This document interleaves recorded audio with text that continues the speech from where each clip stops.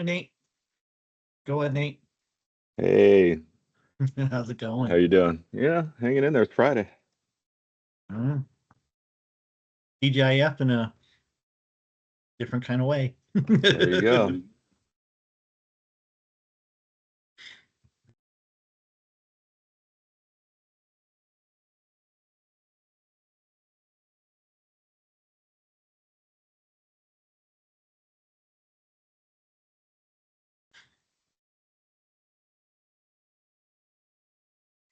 Awesome. And we'll be able to get a copy of that recording, Nate.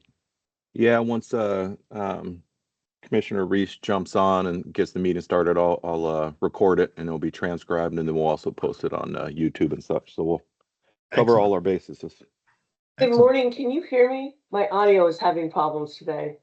Sure Good. I can hear can. you fine, yeah. Right. Thank you. Speaking of which, can you help me with pronouncing your last name so I don't botch it if I... If Tigger. Like If Tigger. Tigger the Tiger, Woody the Pooh. Okay. But just if Tigger. Yeah, it's I was going to it's say okay, everybody Iffiger, so that'd be botches it. wrong. What'd you say? I said I was going to say Iffiger, but I wanted to ask, so I didn't botch it. It doesn't really matter. What but thank you for asking. Yeah, I get that with my last name all the time. It's usually Bobbitt, Boovit. The Beauvais? Bouvet. Yep. Beauvais.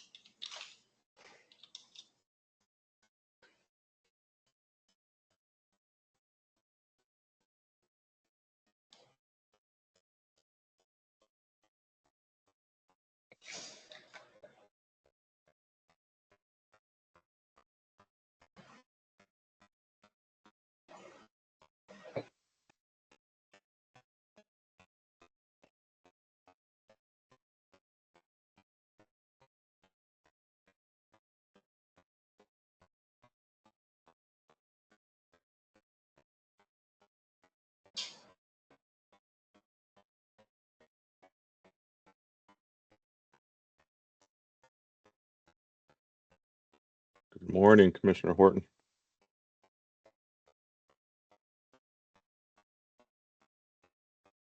Morning, everybody. Good morning. Morning.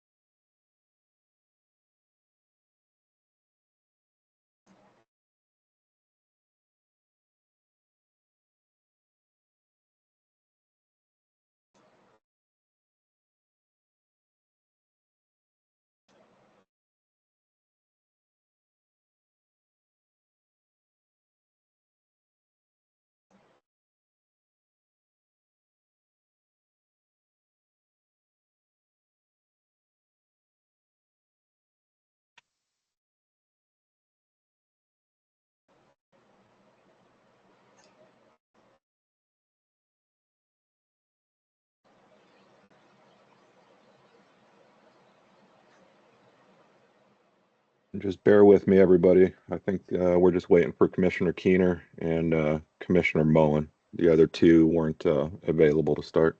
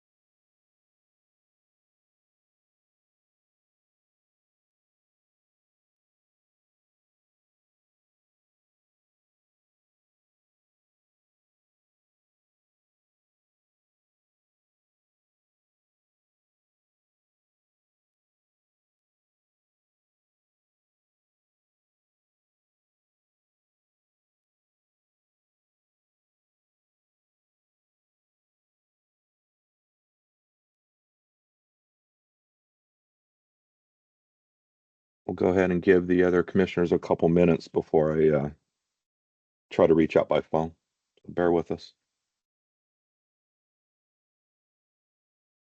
Will do, Nate. Thanks.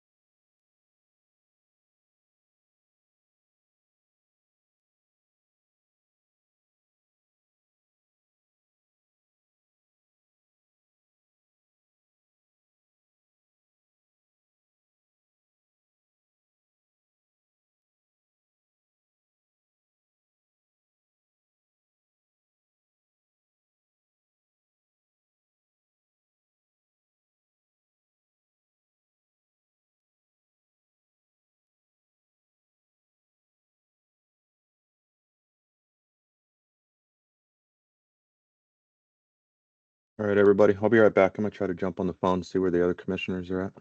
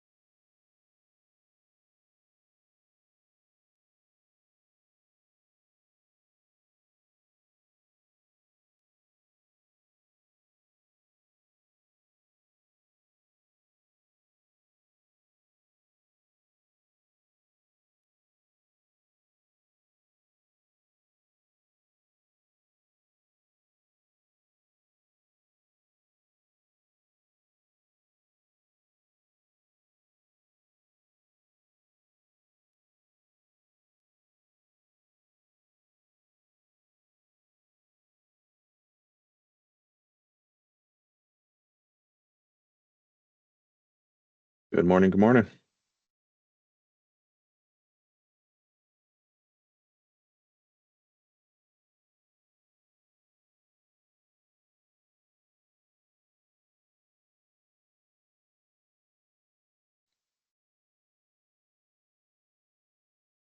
Nathan, Ken just sent me a text saying he's gonna be 5 more minutes. Okay. Yeah, I just wanted to make sure we had a quorum. It looks like Commissioner Keener's on. He's muted though if he's trying to talk.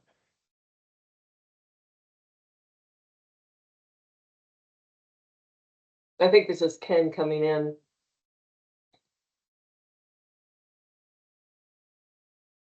Good morning. Is that you, Commissioner for Mullen? Cal.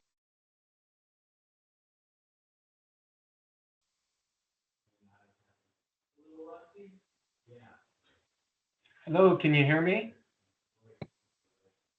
We can, yes. Yeah, my apologies. This is Reese Keener. I don't know if you heard me a moment ago.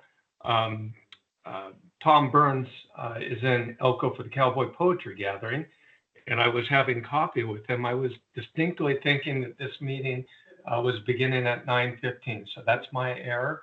I apologize. Hopefully everyone's had a chance to look at the punch list that was sent over from Nate out to the group, and hopefully we can get rolling on that.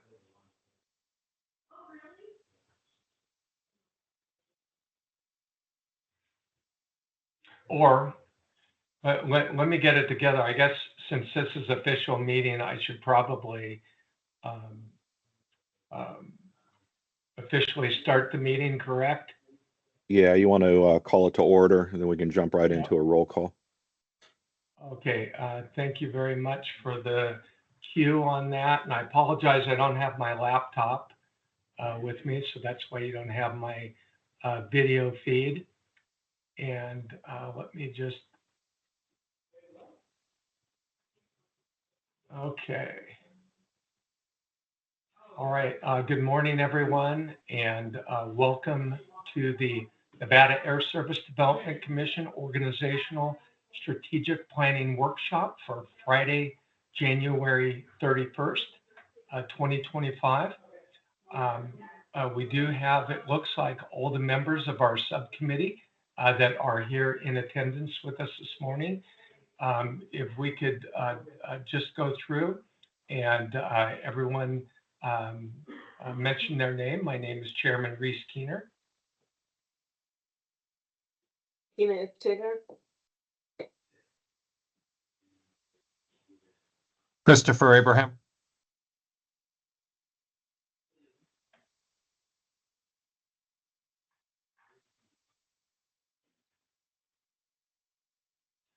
there anyone else that we're missing?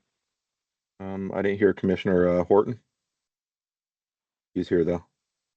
I think he's Okay. speaking, but there's an audio issue. And then Okay. Mr. Chair, just to let you know, Commissioner Kishlin said he wouldn't be able to join until 10:30, and then Commissioner Moon's unavailable today. Okay. All right. At this point, is there any public comment?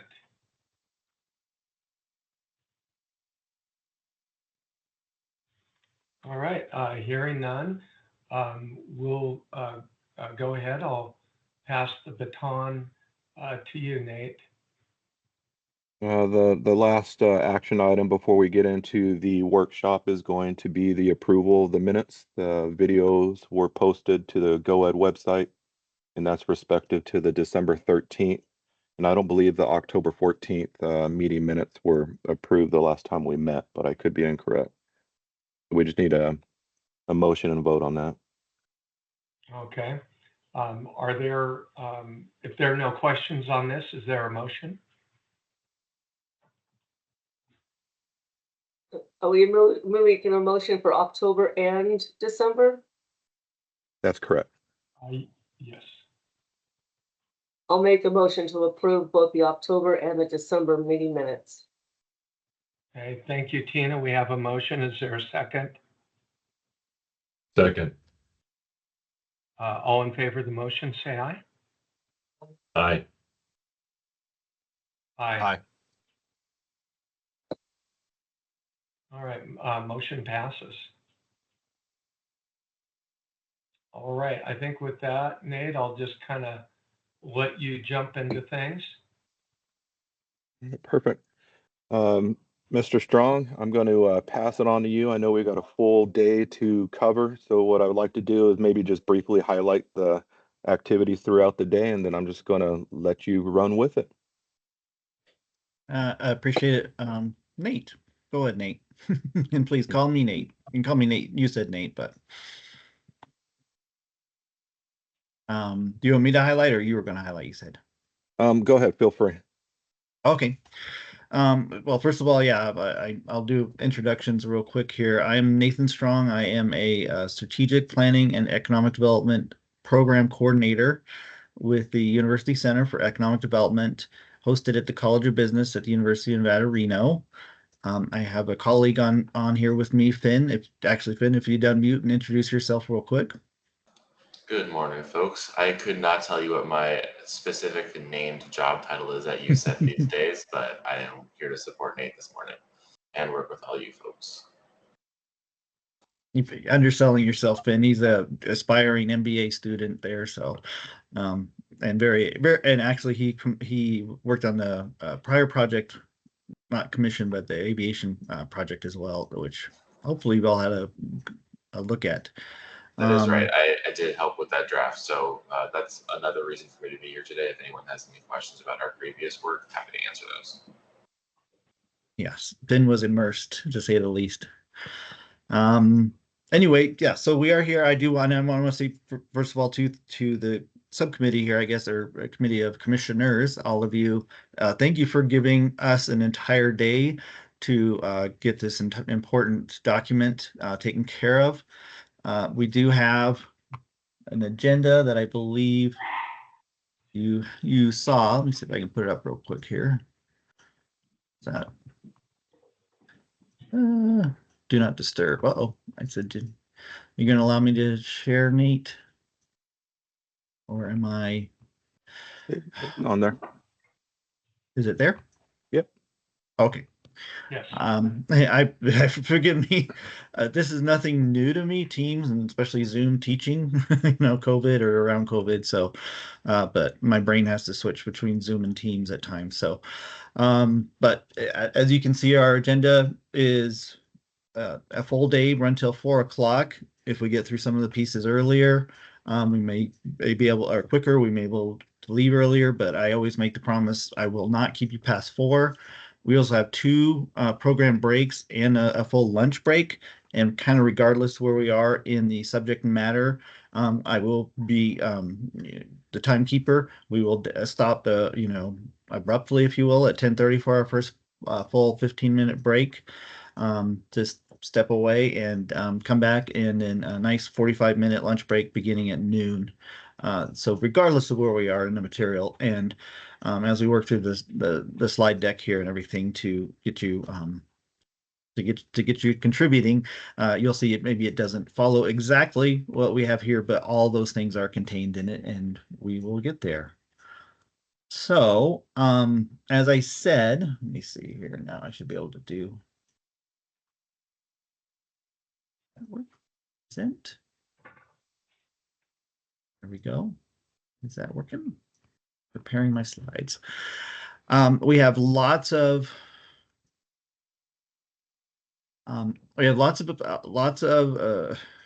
tools at our disposal.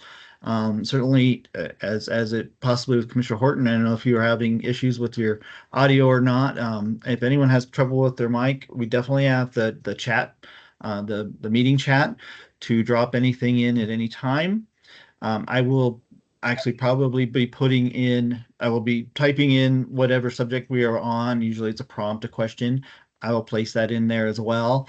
But there are other pieces that individually you can work on and then share. Again, the chat's kind of the easiest way because I can cut and paste, and then we can discuss where we want to go from there, or as we are working on drafts, especially when we get to the end, our draft mission and vision statements. But what we're going to begin with is, can everybody see this? By the way, I just want to be sure here. Yes. Thumbs up. Yes. Okay. Like I said, I've been in this realm, and I've had, people say, teacher, I can't see that. So I just want to make sure everyone can see. So again, yeah, welcome. This is why we're here for the commission. As I said, this is kind of our agenda as far as the planning process itself. We'll do a quick review of the strategic planning process. This is, strategic planning 101. Hopefully not too dry for you, but it definitely it will guide everything we're doing today. Then we're going to launch into what is the SWOT analysis. That's we're acronym heavy here. That's strength, weakness, opportunity, threats, and that's kind of, well, we'll get there. It'll be kind of it's a free talk, and then we're going to start honing down and identify priorities for the next 5 years to be contained in this document, in this plan. And then we'll craft your values, mission, we'll craft a list of values, your mission and vision statements for the commission for the next 5 years, what you want to accomplish or where you want to wind up in 5 years.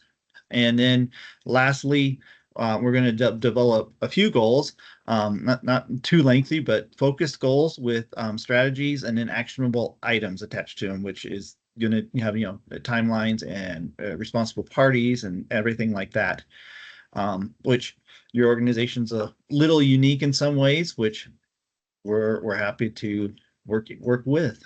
So at any time too, I know we have you can raise your hand or anything as well. Feel free to do so and we can pause. As I said, this is going to be a very organic process. Hopefully, Finn and I are here to listen, to get your words from you, and then we'll draft something, but it should all look like what you have said today at the end of it. So please just feel free to, as I said, raise your hand. I'll try and be aware. Nate or Finn, if I'm talking through someone's raised hand, please just let me know verbally. And but we're gonna just move forward. So here's a question: What is a strategy? And this is I'm raising my hand. Okay. Hey, this is Ken Muller, and I just want to let you know I've joined the call. Oh, okay, Ken. Welcome. Thanks. Been a while. Sorry about that. No, I'm Yeah. glad. It's been since at least 2024. So welcome. Yeah. Good to see you. Thank So you. you're welcome. Thank you, Ken. And Ken's kind of been on point in some respects. So I do appreciate your attention and your ability to work with us, with me specifically, to make today happen and to get this document out to you. So thank you. And to all of you again for giving us your entire day. So on with that. As I said, basic 101 strategy. This is the Webster dictionary, if you will. A strategy is a way of describing how you're going to get things done. It is less specific than an action plan, which tells the who, what, when, which we'll have at the end.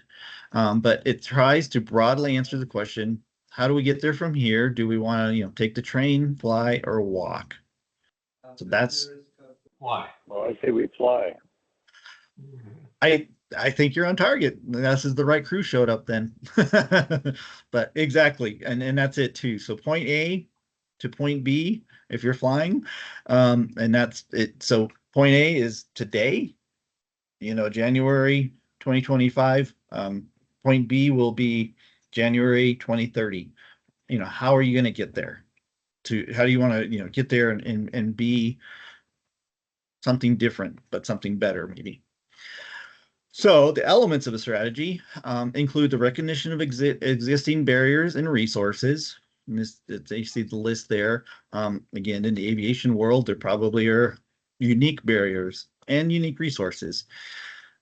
Excuse me. It's tied to an overall vision, mission, and set of clearly defined objectives. Those will actually result in your goals. Again, what you want to, how the steps to get to where you want to be in 5 years. And direction for future planned initiatives focused on providing information, enhancing support, removing those barriers, and providing resources, or acquiring resources, I think too, is possibly where the commission is headed as well. Okay, so now a good strategy, when we have this draft complete and you are actually able to comment on it, it should kind of answer all these questions. This is where we're headed today. Does the strategy give an overall direction? It should point out the overall path without dictating a particular narrow approach. You should be able to be flexible. Does it fit the resources and opportunities? Meaning it should take advantage of current resources and assets while embracing new opportunities. Again, something unique when we talked about aviation, or there are unique pieces, I'm sure. It should minimize resistance and barriers. And that, keep in mind, opposition and resistance is inevitable, but good strategy should attract allies and deter opponents. In some respect, we have, obviously you have the legislature ahead of yourselves every other year. And again, that's the piece where this document should be something to share, and everyone who is an opponent, if you will be deterred, because there won't be something for them to attack as easily. And certainly your allies, the legislators that you need in your camp, will be able to use this document themselves to cite why they're assisting the commission. Okay, and it should reach those affected. It should connect the intervention with those who it should benefit. And this is probably extremely focused for you as a body, and then advance the mission. It should make a difference on the mission and objectives, which at the end will be forming those pieces for the commission. Any questions so far? Good. No. All right. This should be pretty basic. Yeah. So I appreciate the way that you laid that out. Interesting to see that spelled out like that. It's so basic and so logical. okay, thank you, Nate. Yes, and that's, again, that's why I say it's just 101. Hopefully not too dry, but it gives an idea. Again, where does the commission want to be in 5 years? What is the Nevada Air Service Development Commission? Where have you started? Which is very recent, obviously. And this is what I gleaned from NRS Chapter 231. You are a statutory formed commission. You exist because you are in the NRS. In Chapter 31, Section 600 through 730, spell out, at least these are the 4 active bullet points. Obviously, there's definitions of who you are and who should be sitting and all those to board makeup. That is directed as well in those chapters. But it has to do almost exclusively with the Nevada Air Service Development Fund.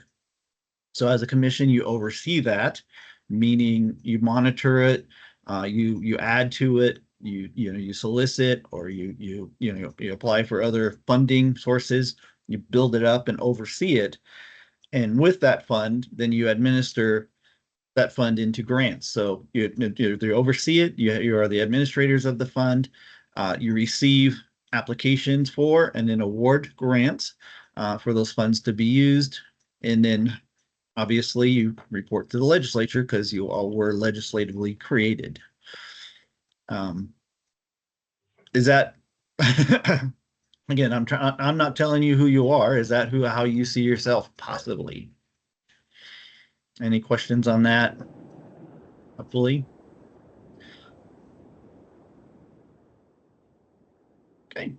Well, if we're in agreement with that, those probably will drive almost certainly your sorry, Commissioner Horton. Okay. Hopefully you can hear me. I'm reading verbatim, so but I'm glad you can use the chat boxes will be in there for sure. Again, many ways to get around things here. I even have paper standing by if needed. Okay, as I read that those sections of chapter 231, I think it's as simple as that. Again, these bullet points possibly will be your goals in some regard with action items, actionable strategies attached to them. That, to me, that seems straightforward enough if they reappear that way. Now we're going to launch into our SWOT analysis, if there aren't any other comments or questions.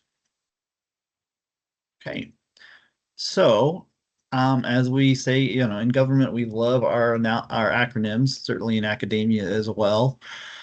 So again, with the next 5 years, we're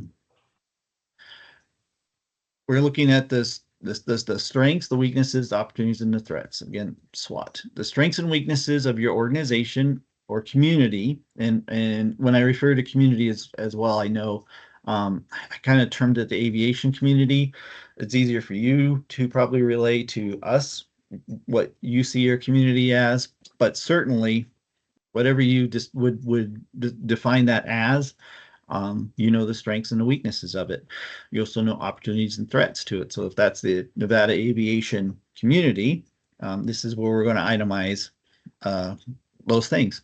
So the strengths and weaknesses of your organization, the commission, or your community are internal to it and identified in the present. So they're the here and the now, if you will. The strengths are characteristics of the organization or community that give it an advantage over others, over other other organizations, other communities, other industries even. And likewise, the weaknesses are the characteristics that place the organization or community at a disadvantage relative to others.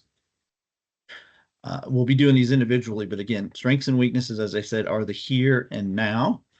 The opportunities and threats of your organization or community are external to it and identified in the future. So as Fred Steiner likes to say, this is the boogeyman kind of piece here. It's what are you frightened of? It's not here, it's not now, but it could be coming for you, or it could arrive in the future. So we have to think about those pieces. The threat part is the scary part. The opportunity part is where I come in, because it's very positive. I'm a positive guy. So those opportunities are the elements of the organization community that you can exploit to your advantage. Maybe a harsh word, but take advantage of, use those opportunities that are there. So again, opportunities, this will be guiding your goals for sure. In the next 5 years, what are the opportunities you can take advantage of? Likewise, the threats, those are the elements in the environment that could cause trouble for your organization or the community as well. And hopefully, I mean, you're going to be more aware of that than I am. But again, there are threats, there are things that you need to prepare for in the coming 5 years. So this should be incorporated into your goals as well when we get to that. But with that in mind, and this is the piece too, obviously. So I'm here to listen after on these points on strength, on the SWOT analysis. I'll be writing and typing, reading back, possibly dropping something in the chat. But this is the part where it's for you to pepper us with what you see as the strengths, weaknesses, opportunities, and threats for the commission. And again, what you term, how you would define the community that you serve. Before I jump onto This is Ken. Yes, Ken. I'm not sure that, because I came late, I'm going to backtrack just a bit. I provided some thoughts on this whole strategic planning process to Nate a couple days ago.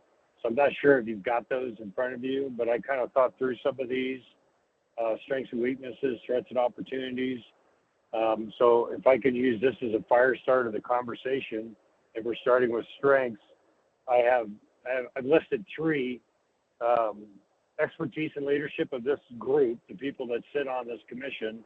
I think there's a lot of insight and knowledge, not just the air service side, but of the aviation component and in context.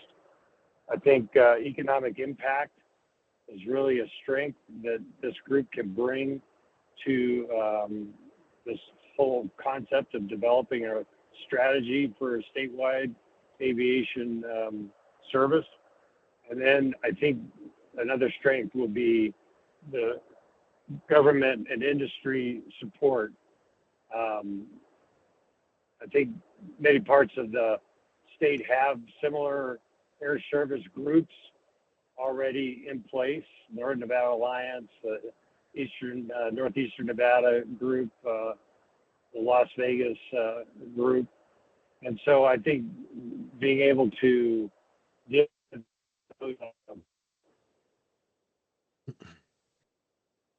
kind of create a statewide development plan will be a big strength going forward. If I can interject for a second, Teams is having issues. I don't know if anybody saw my comment in there regarding the commissioner's note that he did send me a couple days ago. I sent everybody a BCC with the attachment. So as he's going forward, if you want to reference that. Super. Thank you, Nate.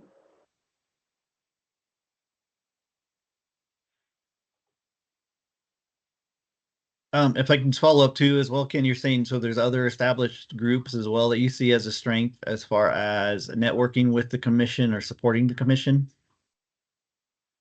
I do. Okay. I think that we'll be able to bring those separate pieces together and kind of have a focal point to work forward. Okay. Okay. So I'm going to put that under opportunity. Thank you. If anyone else, that's the perfect way to go through it. I did drop in the chat as well. What are the strengths, just so you can see a heading, if you will, as we move forward. So feel free to type in words, phrases, whatever you wish, or as Ken did, just unmute yourself and, let's have a little, again, this is going to be very organic.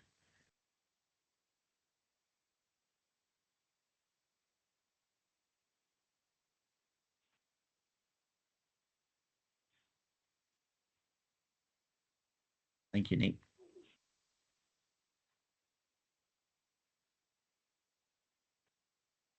Any other ideas? As far as threats go, this is Reese. Okay. I think that, funding is a vulnerability. We can't do anything until we have funding. And, we had funding previously, and at the 11th hour of the last hour of the legislative session, it completely got cut out. So I see that the funding is a big threat. I think another thing that would be a threat is, we don't have a lot of carriers. SkyWest is in the West, is, the 800-pound gorilla in the room. And I think because they are so dominant, there's a lot of other players that might otherwise be in the market that aren't, just because they're so dominant. And,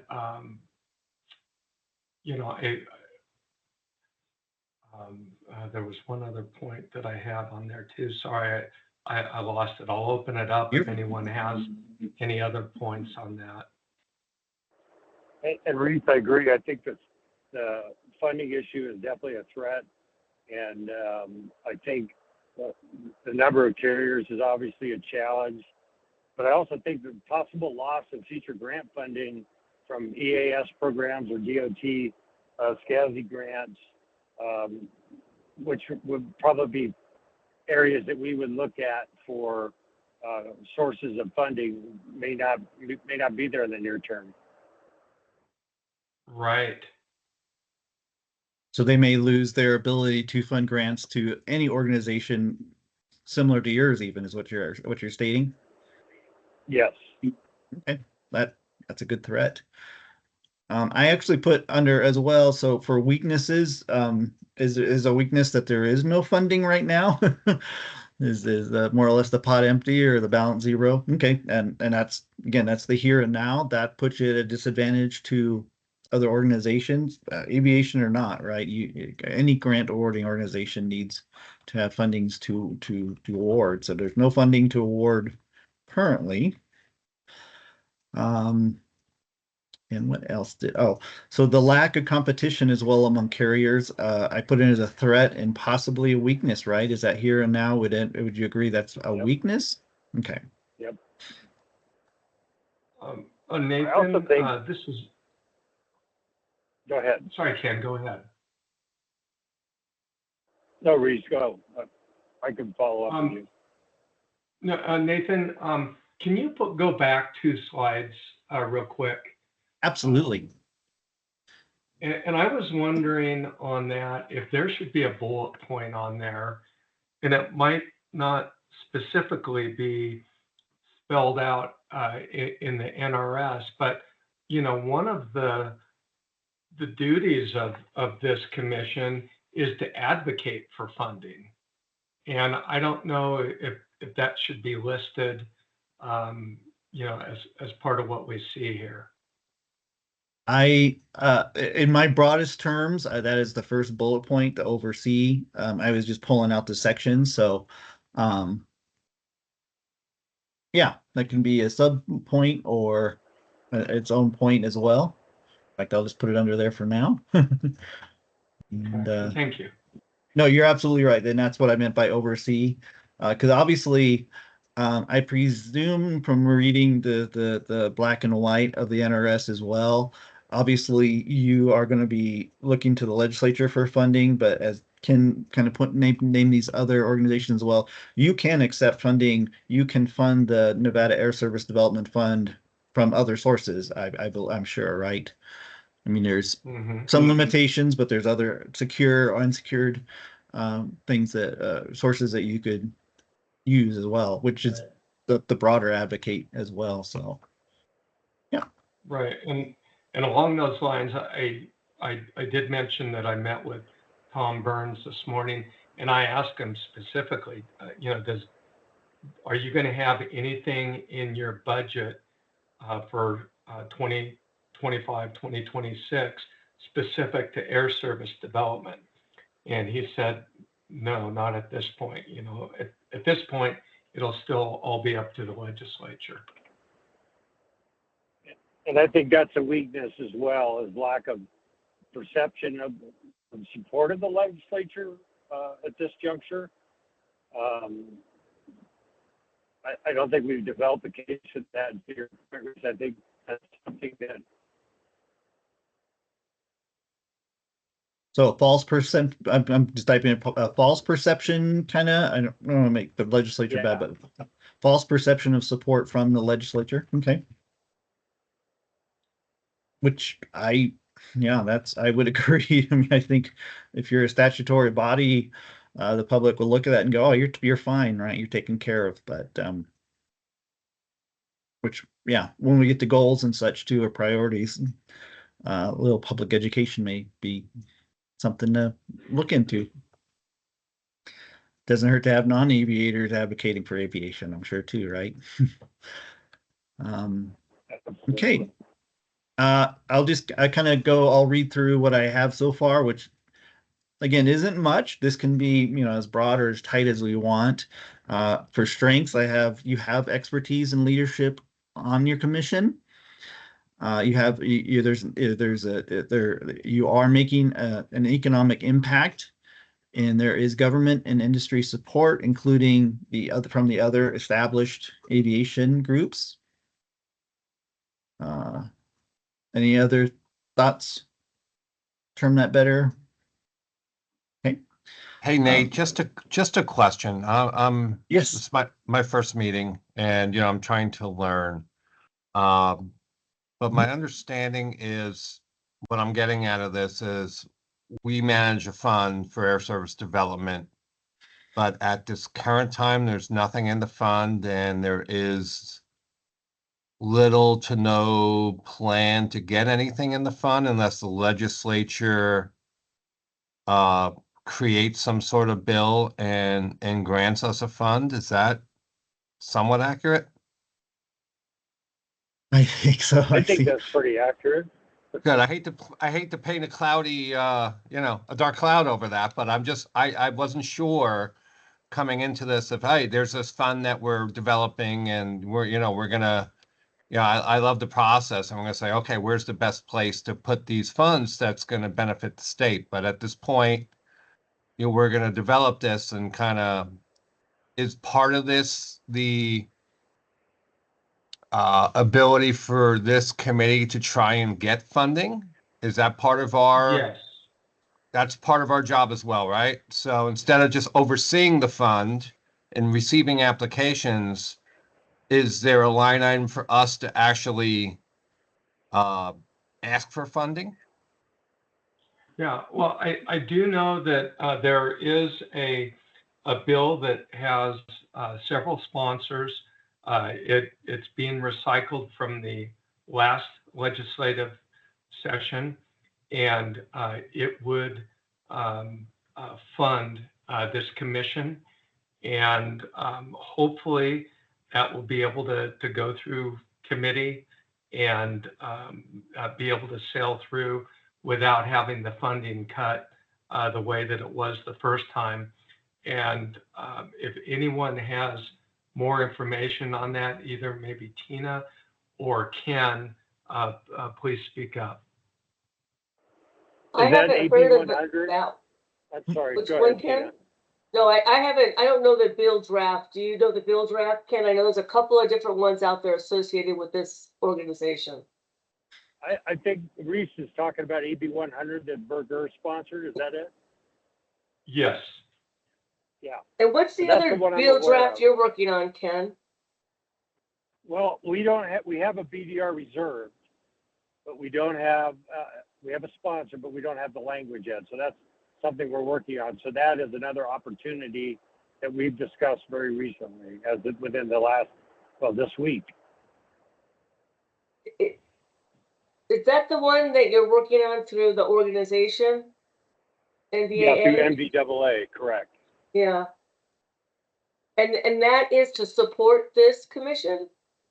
Or to Well, modify its course? Its overarching objective is larger than the commission only, but it involves the commission, correct? And I don't want to talk too much about it yet because there's not even a draft to look at. But so with that being said, that is an avenue for this commission to utilize as approaching a funding mechanism.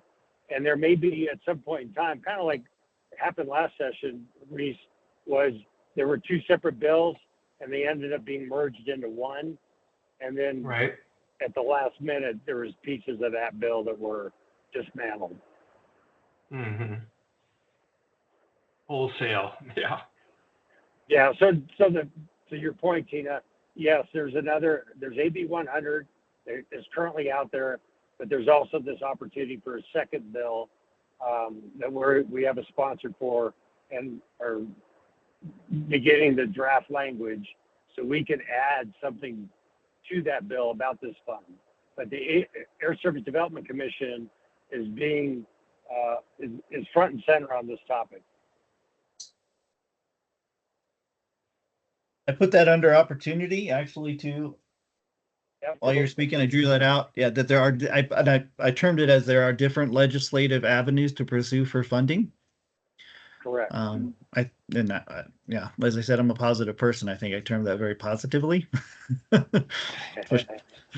And I like, well, you said the word avenues and I like that, but you're absolutely right. I mean, there's two houses, right? There's other advocates, there's other doorways, if you will, to get a BDR or at least influence it. So there's definitely, and I think that's a big opportunity.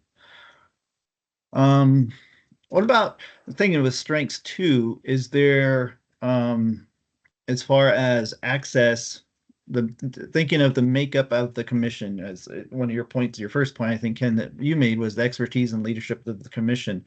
Obviously, each of you are coming from a different, you all have aviation in common, but you also, your day job, if you will, isn't, aviation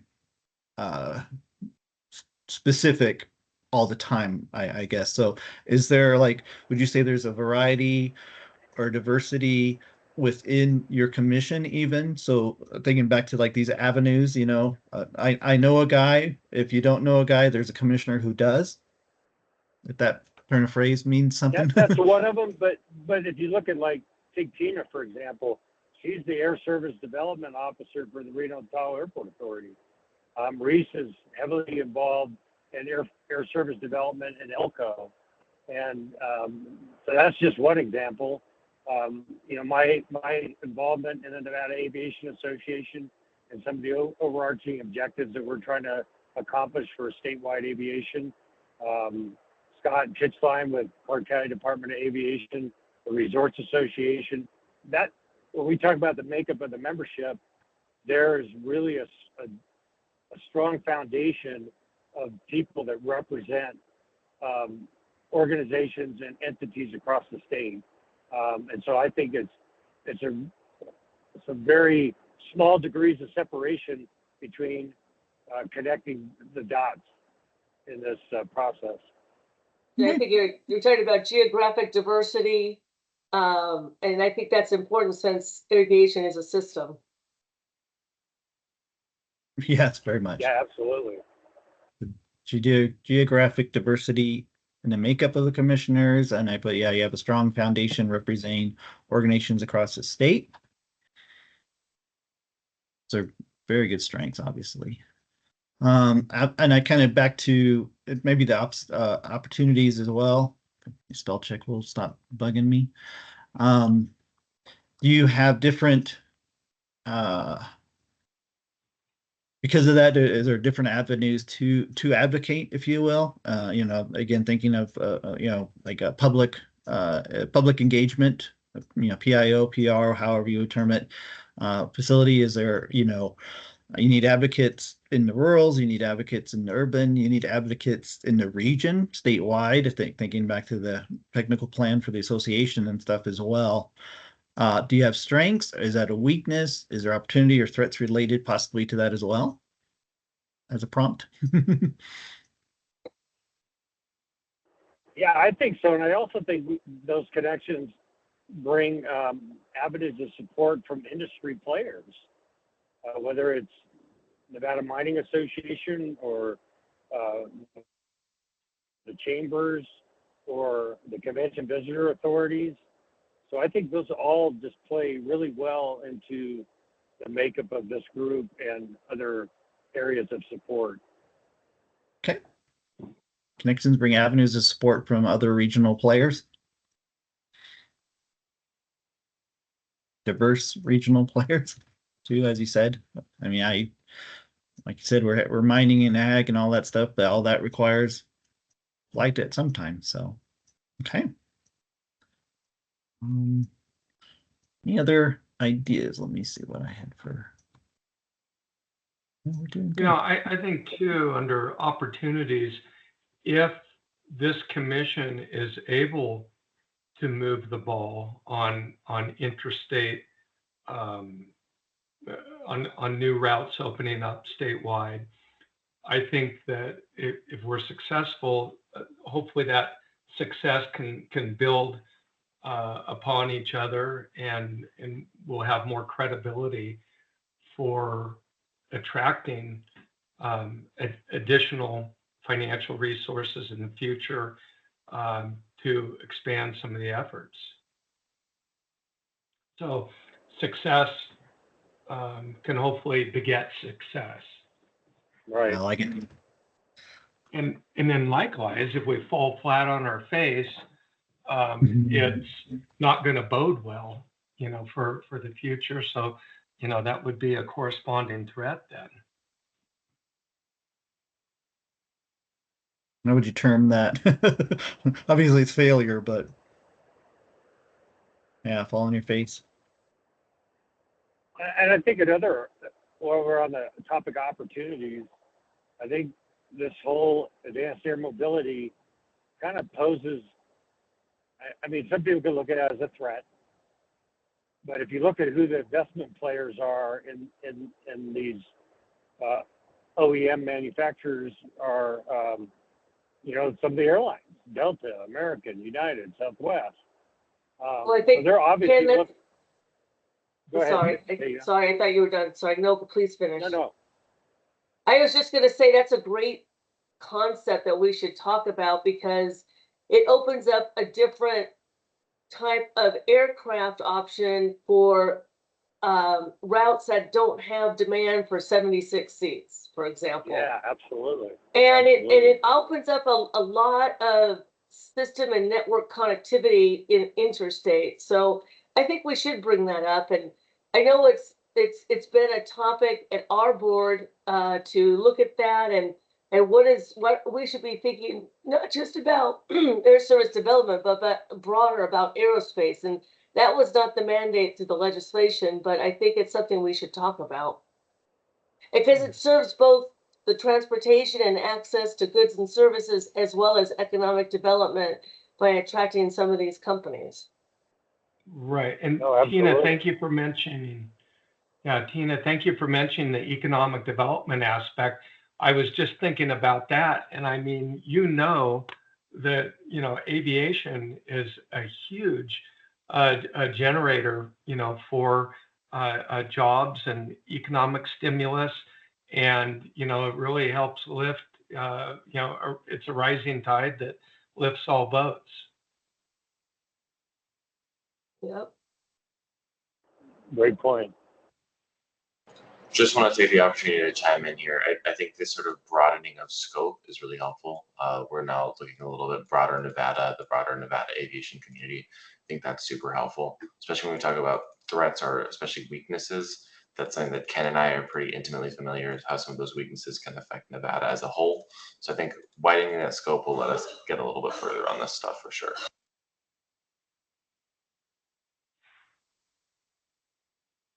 Place that under weaknesses there, Finn. A narrow scope exists, and an opportunity is to broaden that scope.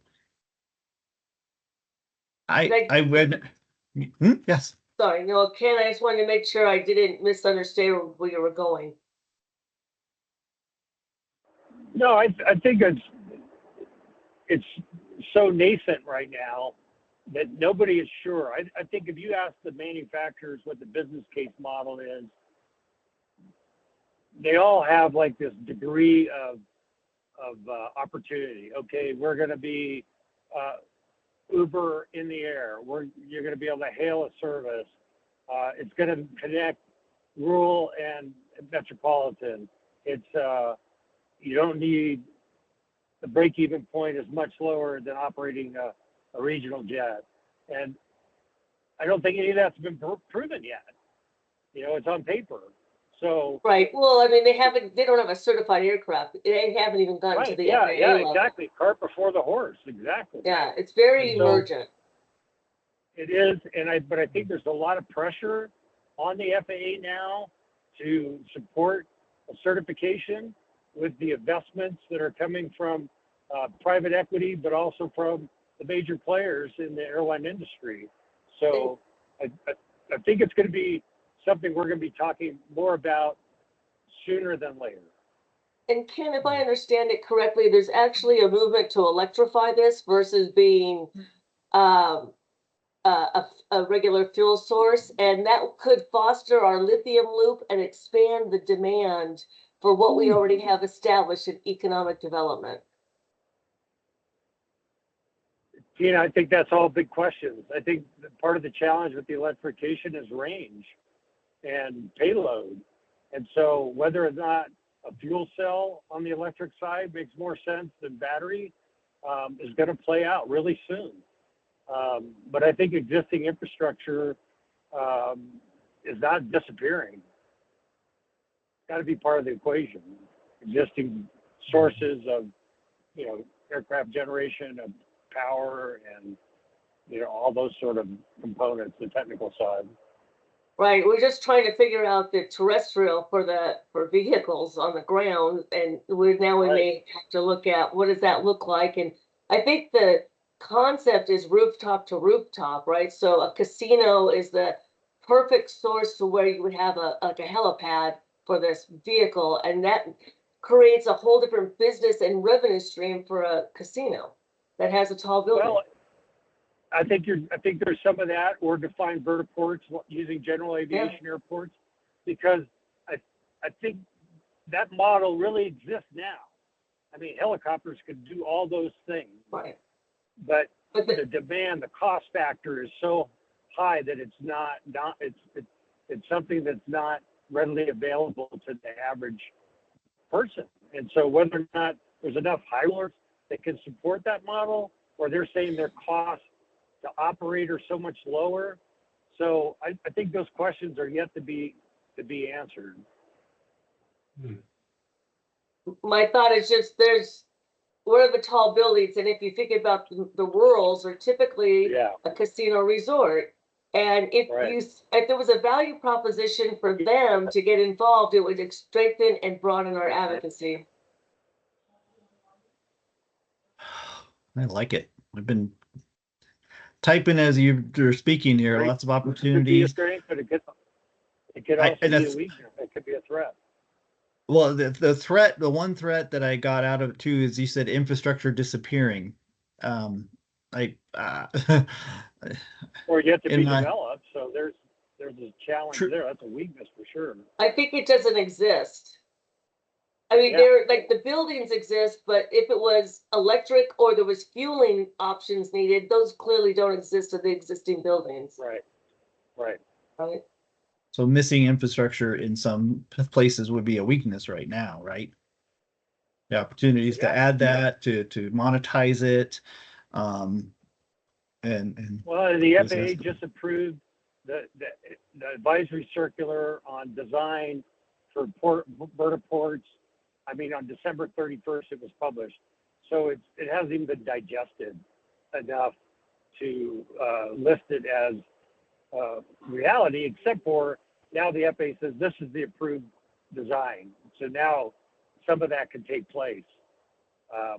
Whether that's grant funding opportunity, that's a big different question, especially if it's operating on a public versus a public building or structure that's made for that, or a private building like let's say Grand Sierra, for lack of a better example. Is the FAA going to grant fund that? I don't think so, because it's not public use. It would probably be more private use. And then just last week in the Review Journal was an article about an operator in Clark County that is proposing Part 135 air taxi service along the Strip. And, you know, none of it's thought out yet, but it's just like, hey, we're going to jump into this space now.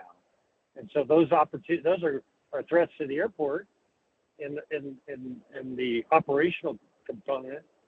And they might be a threat to legacy operations. I'm not sure how yet, but I've heard some of that, those feelings expressed. So it's that's certainly a wait and see, but it needs to be identified in this SWOT analysis. so. Are you? I don't mean to interrupt. I'm trying to facilitate, but I hear too infrastructure like encroaching from other industries as well. That like you said, that bottlenecking or a threat as well. Yeah, it's the Is that- integration piece. You know, how do these vehicles integrate with the legacy aviation? He's Okay. talking about Airspace. airspace issues, airspace Yeah, challenges, and deconfliction. Okay. Right.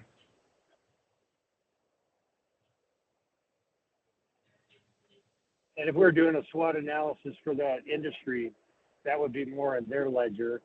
If we're doing it from how it develops air service, it's a question of how it fits into the picture, the broader picture. Okay. And So, if but- this became a reality, it would also support some of Lake Tahoe's environmental initiatives, because we have all these vehicles coming from different areas to Tahoe, and it's causing problems. So there's another advocacy group and another group that would connect into the network. It's not just rurals Right. and urban. It's you've got the lake as well, and now you've got bi-state support. Right. Okay. Yeah. Like that. I had another thought on opportunities, and I would imagine Ken's probably a lot more knowledgeable about this than myself, but there are other states, in particular a western state, Wyoming, that had the Wyoming plan. and it was an aviation tax, and that was used then to provide what was described to me as very good interstate connectivity within the state of Wyoming. I don't know if there was any degradation of service during COVID, but if that model is operating successfully, maybe that's something that that could perhaps be looked at for the state of Nevada. Ken, do you have any knowledge of that? Yeah, Wyoming has a robust program based upon fuel tax, and there's like 9 airports that have commercial service, and most of it is all, in order to get from Cheyenne to Jackson Hole, you got to go through Denver or Salt Lake, that kind of operation versus intra-state. But yeah, very robust program. And in our research that Finn and the University of Nevada did for us on looking at the 11 Western states, there's good comparisons to some of these programs. Wyoming's a great model because, one, it's a small state, and it compares well to us.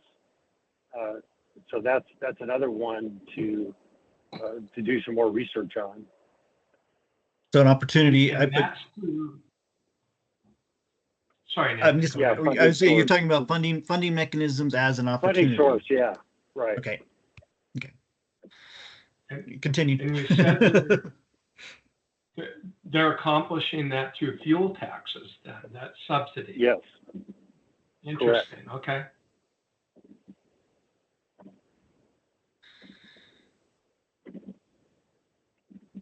Yeah, I think that would be like essential to study some of these plans that are in play and working in other jurisdictions, and see what we can carve out, for best practices. Yeah, and that report that we just published within the last couple of weeks, it has comprehensive data, not just on the air service piece, but connecting back to those organizations. So we got hard data on passenger counts and hard data on fuel flows and all this, the revenues that are generated from it. So it's online right now on the resource tab at the nevadaaviation.org. Okay, I'll check that out. I think we will be referencing it at some point in the introduction of this document as well, because it did. Yeah. It was very robust. And it's got all the enabling legislation for the programs of each of the states. It breaks down their departments, their budgets, etc. So hopefully that's very useful for this commission. It contains opportunities. Would you say that, Ken? I think that's a valid description. Okay.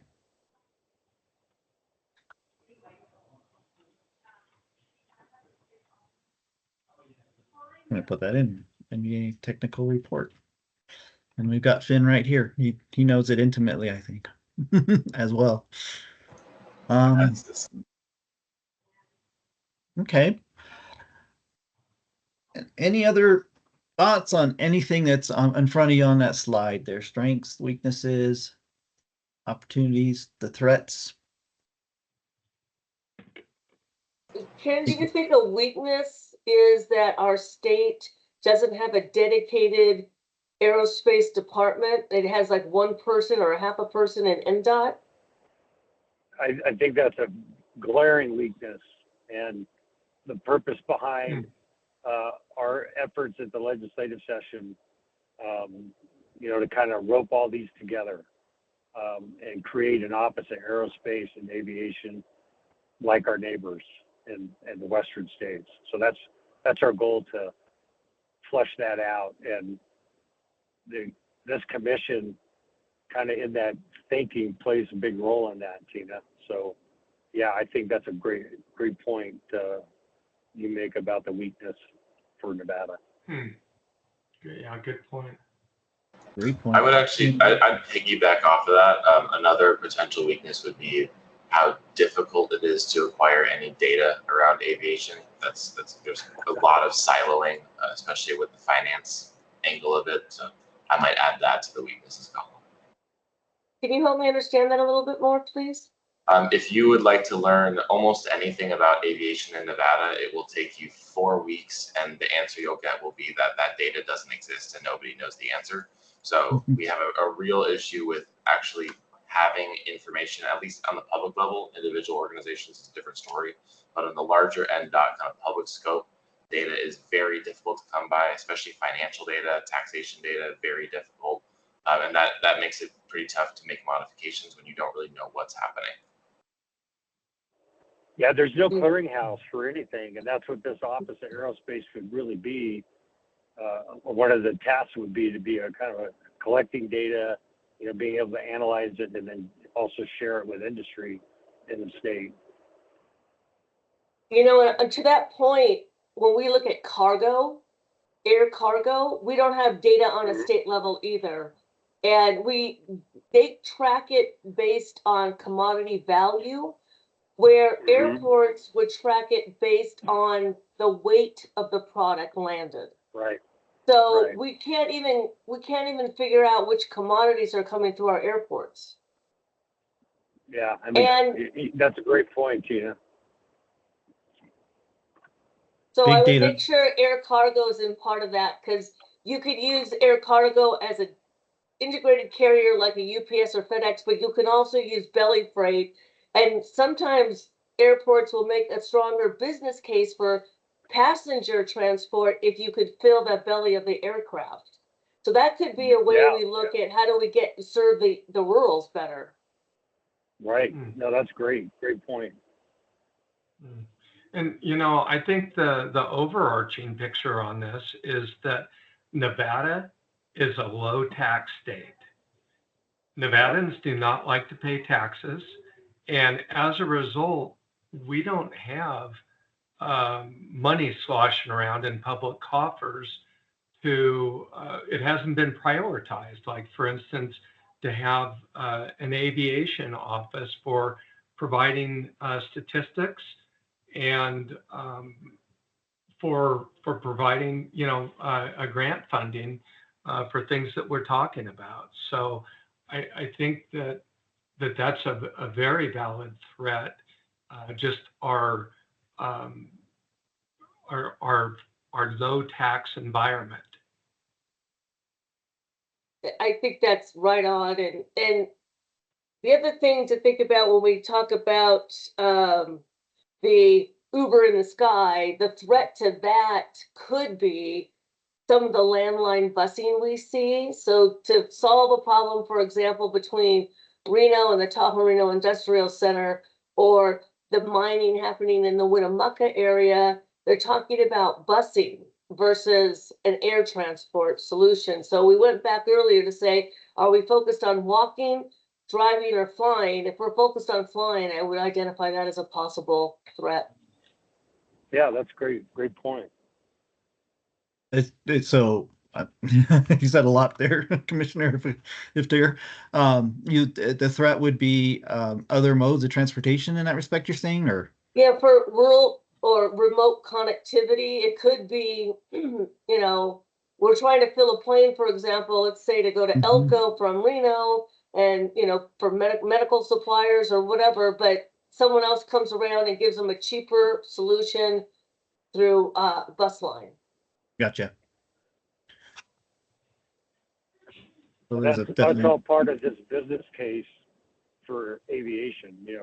Is that cheaper? Okay, it might be the dollar cost cheaper, but the time that's involved in getting from point A to point B, it makes it even more expensive. And it's important to remember that people will transport goods and services via air if they're time sensitive or perishable. Right. So no one's going to spend money to put a product or a commodity on a slow boat to somewhere and then put it on a plane. They're going to put it on a truck.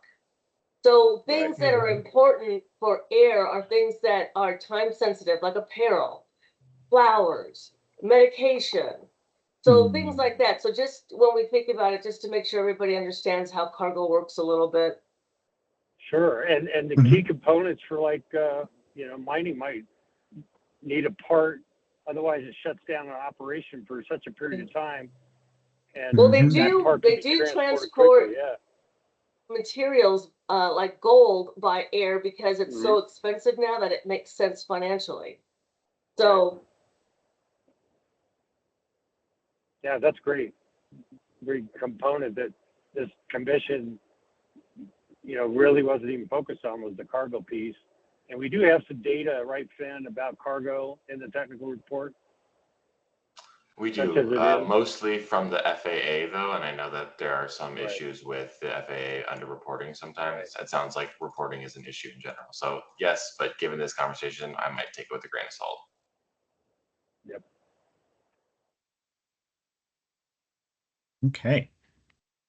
So big point on data as far as weaknesses. I mean, I've got several notes here and we'll see. Another thought there. Yeah. I Like- thought of just a couple of ancillary things under threats.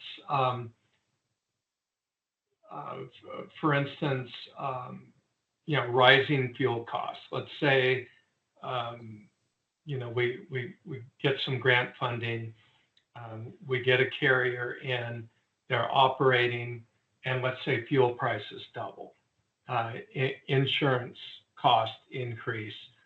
I mean, those are things that have happened in the past that certainly could happen again as well. I would also add labor costs because of the unions and all of their new negotiations. The structural cost for an airline has significantly gone up because of labor, as well as the lack of availability of aircraft. I mean, you've all read about Boeing in the journal. It's just the lack of supply of aircraft. The airlines are not putting enough supply into markets because they don't have it. Right. Good point. And everything that's out there is being utilized. And so in order to repurpose it for a new route, it has to pencil out and be more profitable than what it's currently doing. Everybody's competing for the same planes. Yeah. And since they're mobile assets, they'll go where they make the most money, to the chairman's point. I put that in there as competing for the same planes in the industry due to lack of supply of aircraft. That's a very yeah. Right. And That's for rural connectivity, one of the threats may be that the airlines are moving towards bigger planes and moving away from smaller planes. And smaller planes don't have compressurized or don't have pressurized cabins. And so, like Cape Air, for example, is someone we've been talking to about Reno to Elko service, but they don't have pressurized cabins, and that is a very big safety risk in where you have elevation. Yeah, you operate Tina, by at the lower. Go ahead. Yeah. Sorry, Tina. Thank you very much for sending that Cape Air report to me. I tried replying back to you, and it kept on bouncing back, but I did get that and read that. Very interesting. I had a conversation with our airport manager about it. I'm happy to help. I mean, we're all in this together, and as someone said earlier, the rising tide lifts all ships. Yeah. Yeah. Smaller planes takes me back to when there's a flight I had to take from Elko to Reno, and they gave us gum to chew. I don't think it was pressurized. That was the old twin engine turboprop Brasilia, probably. Mhm. Yeah, the Brazilians. Decades ago. And that's an example of the airlines going upstream with larger aircraft. Those Brasilias were perfect for this market. They were about a 33 or 35 seater, And when they replaced those, they put on in the CRJ 900s that had 75 seats, which was just too big for this market to absorb. So we went from 2 flights a day down to 1 flight a day. And thankfully, SkyWest has brought in CRJ 550s, which are a 50-seat aircraft. And that seems to be a really good size for this market. We're filling them up, and we're going to be, SkyWest will be adding a second daily flight beginning in May, is the plan on that. And that's to Salt Lake City, right? Unfortunately, you're right, Tina. Yeah, You and- can. And I'm just thinking from an economic development perspective, you know, you look at shift share and how do we keep that money in our state? And that's why the Reno airport's been working so hard to try to, on this topic, because we're trying to keep the money in our state. Exactly. And I was in St. George meeting last month with SkyWest with a contingency from Elko. And we keep bringing it up to them again to do the hopscotch from Salt Lake to Elko to Reno and then back. And they haven't been open to it, but they said that they were going to roll up their sleeves and study that route. And that would be awesome if we could get that interstate connectivity back again like that. It would. We've got a proven built-in market from Elko to Reno, you know, based on the passenger loads from a dozen years ago before they pulled the plug on it. And that's why we're here. Yeah, and you know, Reno has 4 flights a day on Delta to Salt Lake City. So Reno's a proven market for Delta too, and we don't have to talk about Vegas. Vegas is a proven market for everybody. Yes. More direct Now, flights Tina, than any other airport. Now, Tina, don't some of the Salt Lake flights connect through Los Angeles before they go on to Salt Lake? We do have Delta to Los Angeles, but we have 4 directs daily to Salt Lake City on Delta. Okay. They just added the Good to 4th. know. Yeah. Okay, wow. And do you know what product they're flying on that? I'll look it up because it changes now and again. Let me look that up for you and I'll get back to you.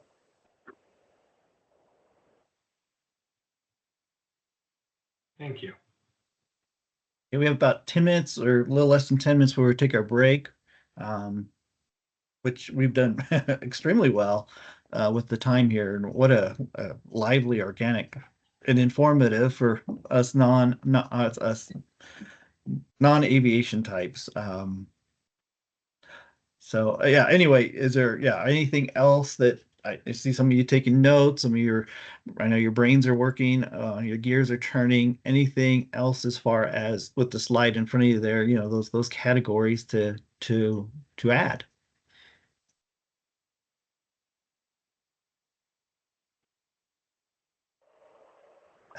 I think that's not- a great effort.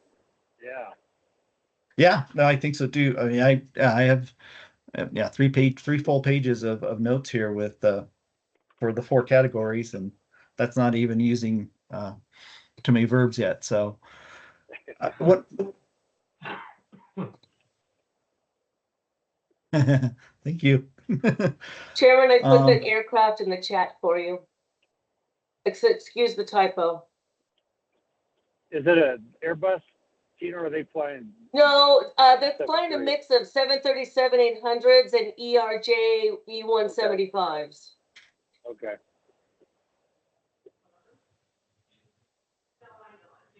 One of the other things that you mentioned, and I think it was Ken kind of too, that you had to have under threats, degradation of service, and then infrastructure disappearing as well.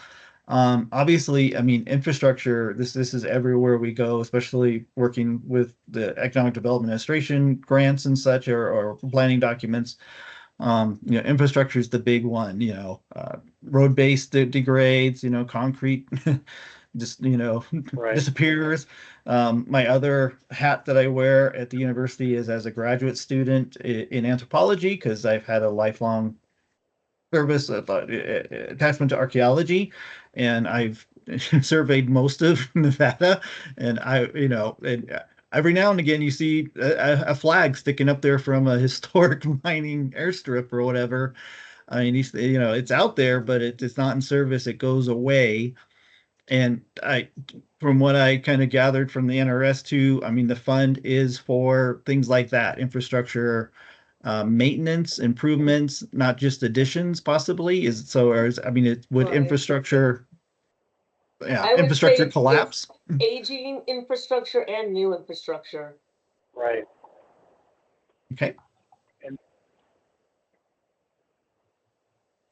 I mean, on that note of infrastructure, and we talked about funding earlier, but I did want to specifically bring up the FAA funding that we don't always do a great job of securing. That's also a great option for continuing to build up that infrastructure, as Ken definitely knows.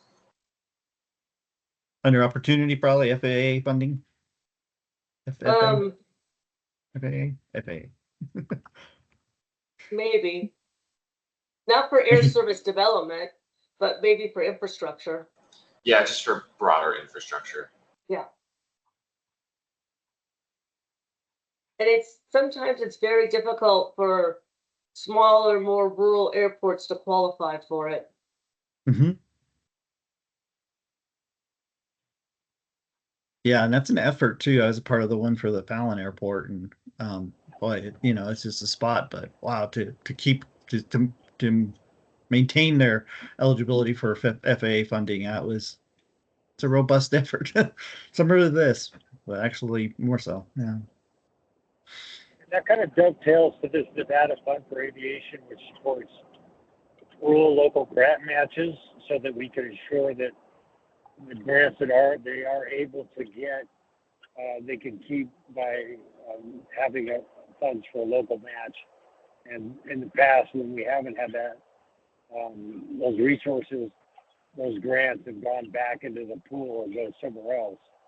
And so that's been an important component of this discussion about maintaining infrastructure, adding infrastructure in the state. That's a good point about local match. I put that under a strength right now, right? Local match available. Does the state make it available? For now, but it's for the rolls for now, and it's also was only on appropriation, so there's not a reoccurring mechanism for that. And so one of the risks or the threats that we have at the state, or a weakness, is that you're able to collect 1 penny per gallon on jet fuel for aviation use. That penny was set in 1991. It hasn't been adjusted, so you know that a penny in 91 buys you a lot more than a penny does in 2025. And that requires a 2/3 majority vote in order to get that passed, to increase that. But the counties, there's a cap space where the counties can have their own fuel tax up to either 3 or 4 cents per gallon that they can keep in their county. And there's only like 3 counties that do it. I think Ely, Douglas, and Clark. There might be one more that currently use that local tax on jet fuel. It's also on avgas, Hunter Low Lead. But and Hunter Low Lead's 2 cents a gallon, except for they just don't sell enough of it to be sufficient. And if you look at the data, which our technical report talks about, 98% of jet fuel is sold in Clark County. So I think it's worth about $300,000 a year at that 1 penny rate for Reno Tahoe. And I forgot the number for Clark. I want to say it was, because they're collecting that extra 3 cents, I want to say it's tens of millions of dollars, because they're selling so much jet fuel, billions of gallons. put that as a weakness then, Ken? The last adjustment for statewide I fuel think it is tax a was weakness, yeah. I was do. 1991. I mean, 1991 is a long time ago. Might have Yeah, been when and I the took fact that flight. if you could, that's a user, it's a method of the state being able to develop a reoccurring source of revenue to support not just infrastructure, it could support air service development, it could support a whole bunch of Mhm. stuff. And to be paid for by the people who use the system. Mm-hmm. Paid by users. Okay. And an opportunity, as you said too, is the counties can generate their Yeah. own. Okay. Okay. I think I got those points pulled out of that. Excellent. Any other thoughts, gears turning in the last couple of minutes before we take a nice break? As I said, this is quite a bit. This is going to make a nice summary. um, and again, as we go back to, as you see on the slide too, I mean, we're talking about opportunities for the commission, as you pointed out. You know, this is the air service, but the opportunities for aviation in Nevada as a whole, you know, there are, yeah.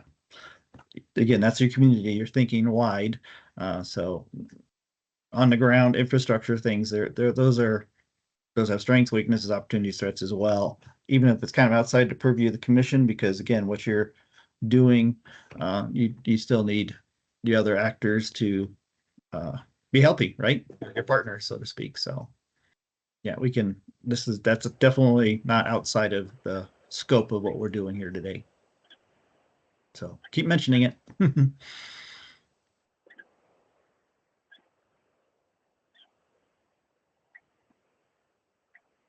Well, if there aren't any other thoughts, we'll come back because my alarm just went off. Because as I said, I appreciate your time, so we're going to manage it as well as I can today.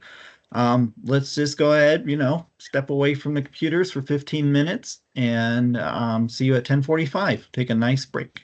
You've done well. Okay, thank you. And I'm going to dial back in. I'm still on the road. Just FYI, it is snowing up on the mountain, so we're getting some more water. Okay. Okay. All right, I'll talk to you guys a little bit. Thanks. Okay. Right.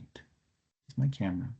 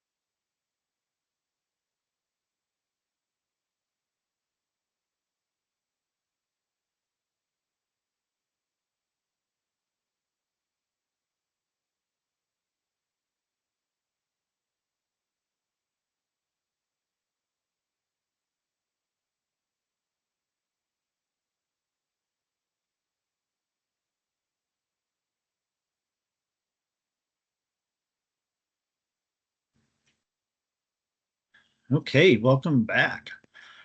The alarm is set for high noon now, so we'll work up to that and take a 45-minute lunch break when we get there. Okay. But I will say too, I think you can. I popped open what you provided here. The strengths and your SWOT analysis is very good, and it definitely. I think we covered some other things as well. But if anyone has, let me ask this: any closing thoughts or remarks before we move on from the SWOT analysis?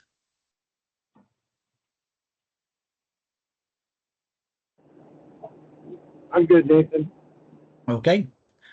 Well, as in Ken's document, it looks like you have this as key focus areas, but this is exactly the same thing as well. So we're moving to identifying priority and primary issues for the next 5 years. And this is one simple slide.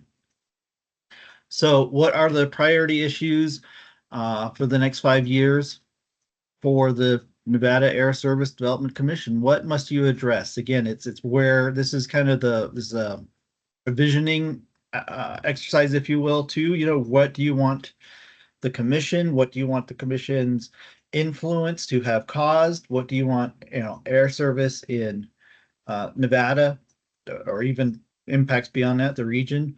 What do you want that to look like in 5 years? And what priority issues or key focus areas, as in your document, Ken, as you point out there, should you focus on?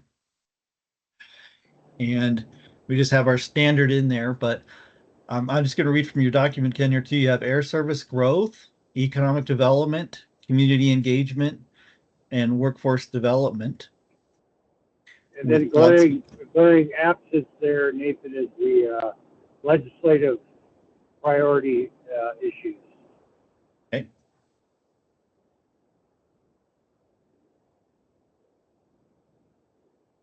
So we got legislative priority, air service growth, economic development, community engagement, workforce development. I I assume legislative priority and funding are the same thing. That's what I was gonna ask. Thank you, Christopher. Yeah, that's the direction I'm taking as well. Okay. And we need more political support. Yep. I mean, GOED's been great in taking us on, but I don't think this is really the priority for them. So making this a priority for legislatures or other, or GOED or any other bodies like that too, is kind of, proving your value, if you will. Yeah, absolutely. I Okay. think the focus for statewide weight get behind this development of the aviation sector, of which air service is a crucial role in a lot of the initiatives the state has a priority for. Economic development being one, obviously. Okay.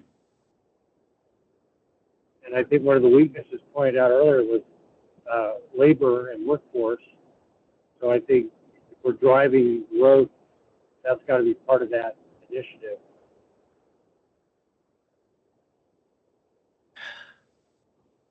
Okay. Let me, just in case you're not there, I'm going to try and change my share. Yeah, that's working. So in addition to legislative priority and funding and support, these are the key focus areas. It is our commissioners, are you happy with those 4 as well, and how Ken has articulated them? Those can definitely be your priority issues, primary issues.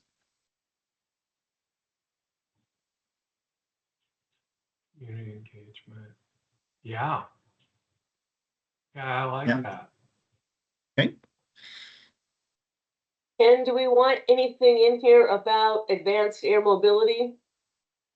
Or do you think it's better just to leave it broad and try to slide it in on air service growth and economic development?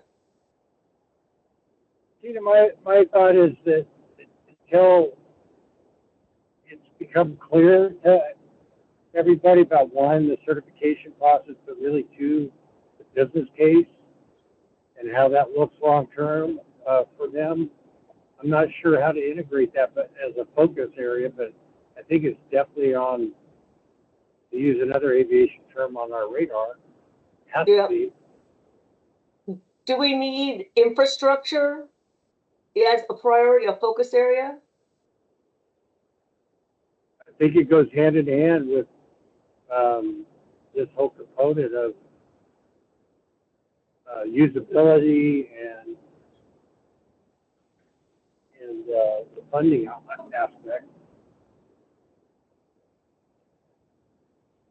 Yeah, one of the things that came out, Tina, in the technical report that's glaring is the lack of really state funding and effort towards aviation in general, air services in particular, and so is infrastructure. Well, then I think we need to put, the commission's sustainability and funding as a key focus area. Yeah.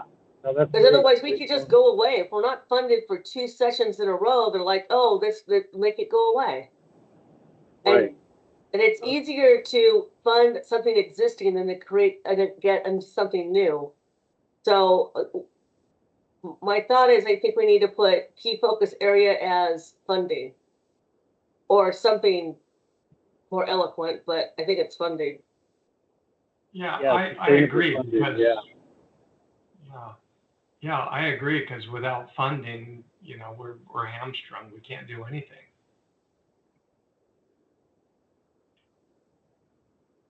So that would I lead mean, to, yeah, we could say what are we gonna do with the money? Well, we're gonna do these 4 things, maybe, but I think the prerequisite is funding.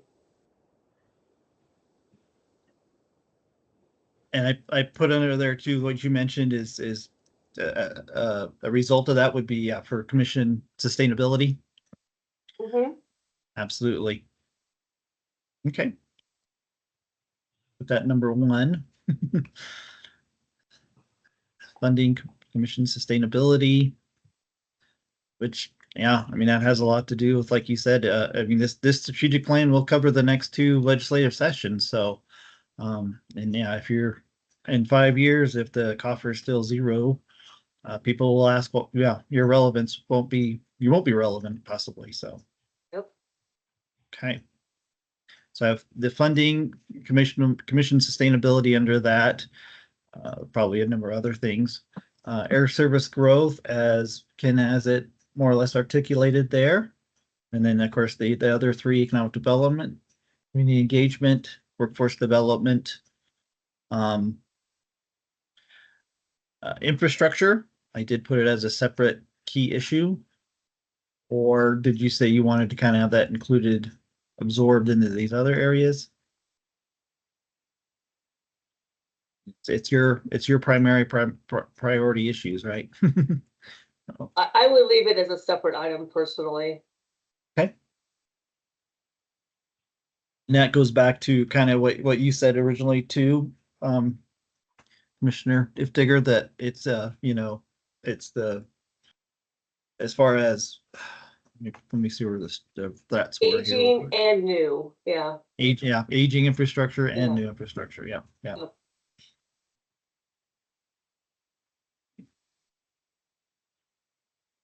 Yeah, that's always one of those things that we find in planning. People want to have something, and it's like, how are you going to keep it there? And it's like, oh, you need a revenue stream. Absolutely. And then, of course, legislative priority for funding and support. So that was just going to be another kind of side question for me. As far as funding and support, are there, I mean, when it's definitely BDR season. Is there anything else as far as legislative support beyond the monetary issue, if you will? Are there things that the commission, as far as air service needs, legislative wise, regulatory wise, and their needs maybe, I don't know, less regulation, more regulation, anything like that, that legislatures, like say they have a lot of power in Nevada. As far as support, again, beyond just the funding, just beyond the monetary side, what does legislative support look like beyond that is what I'm asking, I guess. We have a And I think political you- champion. You have a We- political champion? No, we need a political champion. We need a champion that's an elected official that will fight for us. Okay. Champion is always I think good. that goes towards this whole discussion about this broader image of a Nevada Office of Aerospace and how that overarching goal of growing aviation and supporting aviation in the state. Aviation is going to play a more important role going forward as opposed to a less important role. It's just with new technologies and the rural nature of Nevada and the fact that it's the most mountainous state in the union, all of those play in really importantly to this overarching focus of a political champion that, whether it's an individual or the collective muscle of the state apparatus behind aviation. And I think this commission is going to continue to play a bigger role in that. Because right now we have to, in order for it to be sustainable, we got to advocate for it. We got to locate that champion that Tina's called. Well, we have to show our value. I mean, maybe out of this, Right. if we show them what we're focusing on and there's a value proposition, we can do some advocacy, but we're not, I don't know if we're organized in a way that allows for, advocacy, but we don't have funding to get a consultant to pull it together. When we passed that aviation tax abatement law, I mean, we had a Right. PhD as our technical testimony on how this was going to help economic development. So we just don't have that yet. I think that's the next session. But this session, we have to get funding so we can exist. Well, Gina, goes kind of hand in hand what we're doing with the Nevada Aviation Association, and the technical report reflects that because that gives us this support on the data side and the information side about where Nevada is lacking in comparison with our neighbors. And Fred Steinman, the head of the Center for Economic Development, can provide, as part of our agreement with them, is to provide not just the report, but also to testify on our behalf about the findings of that and why it's critical for the state. So maybe we have, we're in the starting block on some of that, and our opportunity to move forward with a BDR and a sponsor. But you're right, we don't have the political muscle behind that yet. And this effort of this strategic plan hopefully can help lay the foundation for that. So I think you're spot on. Did I hear you too as well, Ken? I mean, I typed it as a note here that this will lead to growing Nevada's place in the aerospace sector as well. I mean, you're thinking big picture, obviously. Mhm. I You think should. so. I do. Yeah. Okay. Yeah, I do. Okay, that's good. Yeah. So get your champion. You have BDRs as needed to not just increase air service, but again, tie into the larger region, the nation, the planet, whatever. Okay. My infrastructure in the wrong place. Well, I think we have enough here, as I said, with the funding leading to commission sustainability and impact. The four that are listed there, infrastructure, specifically, yeah, to address the aging and new infrastructure. And then prioritize support with the legislature for funding, finding a political champion, and then growing Nevada's place in the aerospace sector. Those are 7 good priorities. That might be enough for you to advocate for.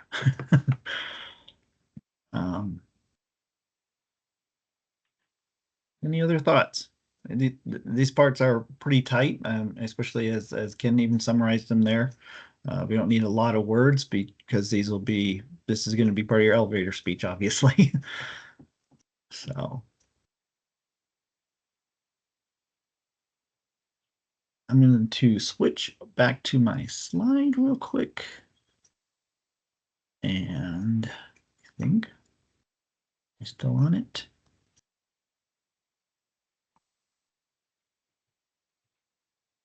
Get live, resume. Okay, yeah, I think honestly, I think you guys covered in so many ways of that. I mean, not so much, yeah, probably some programming activities. I mean, as far as the growth and everything, that's activity. Resources funding, we touched on contingency resiliency. That is tied to the funding and commission sustainability, as you termed it. And then definitely, yeah, community engagement. I'm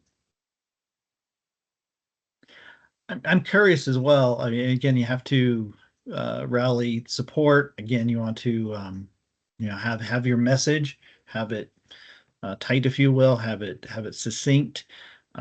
Obviously, you have different audiences, as we covered in one of my classes yesterday. You're with your community engagement as you articulated, Ken, you have your airports, airlines, local governments, business is always a good one.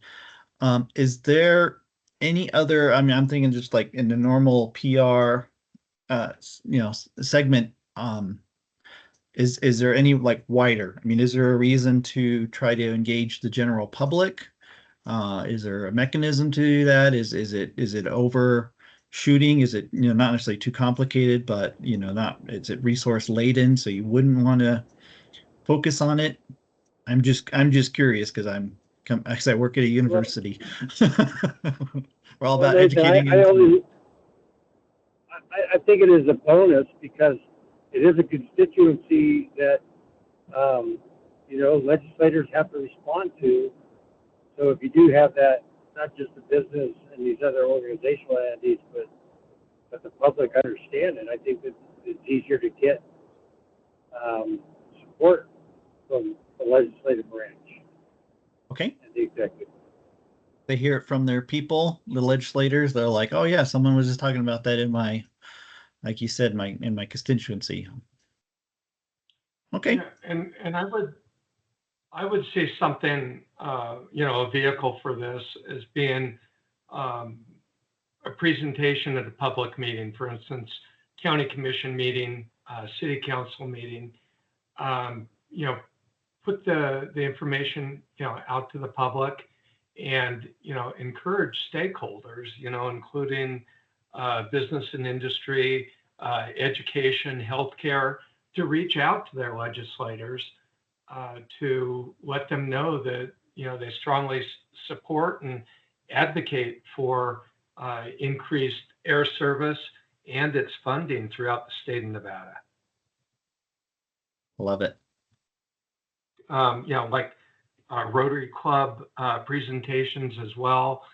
The city has had a couple of aviation workshops, and we've had very good participation in those. And that's a perfect venue to introduce new information, maybe even going out to the editor of our local newspapers and getting them to do a story on it as well. Okay, I love that. Maybe another stakeholder group is the Nevada Commission on Tourism, whose mission is air service. I mean, for tourism, not economic development, but can we get alignment with them? They have money. Yeah, don't they sit on this board? I think we have the one woman who does, but she's not here today. Yeah. Yeah, Jane Moon, I believe, right? Yeah, thank you. I can remember her name. Well, we have a history. And on the tourism side, so that's good. Yeah. Yeah, and there's so many other organizations. For instance, the Nevada League of Cities, the NACO for the counties. Yeah, that would be a great audience to, have awareness of what's happening in this space. And NACO has an appointed member on this board too. NACO does. Okay. Yeah, okay. That's right. Isn't that Curtis? Yeah. There he I right is. believe there. so. Okay. Excellent.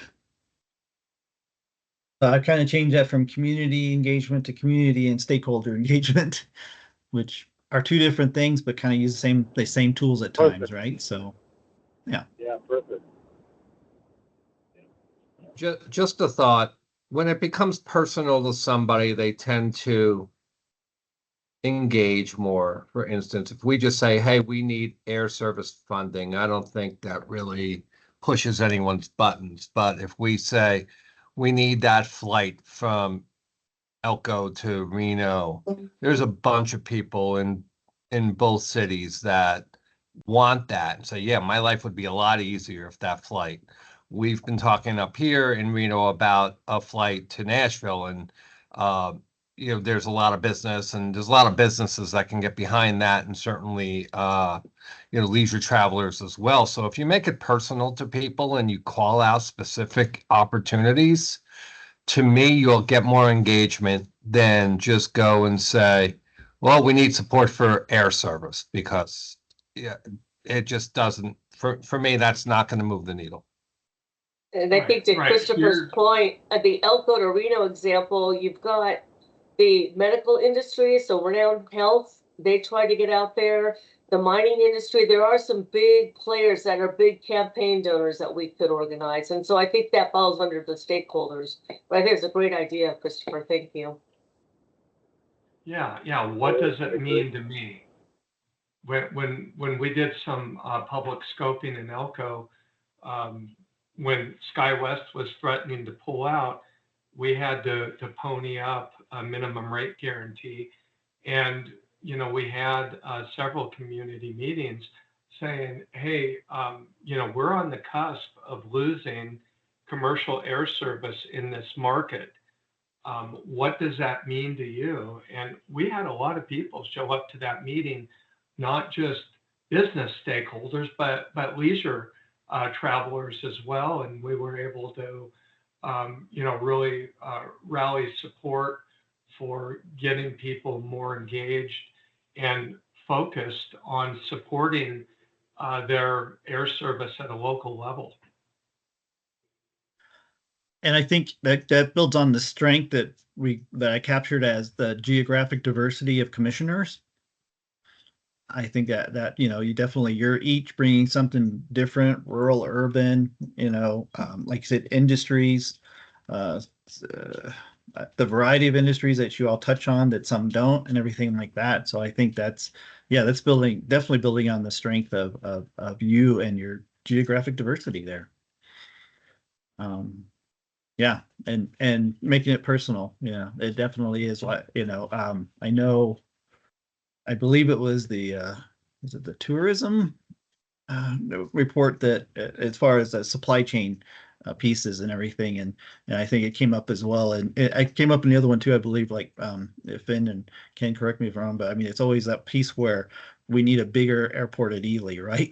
That would be such a, people would love to see that happen, or that infrastructure be placed there. But if you don't bring it up to people in the area, they can't advocate for it. But you put that idea in their brain, and then, yeah. Well, That's I good. think what Tina touched on is incredibly important.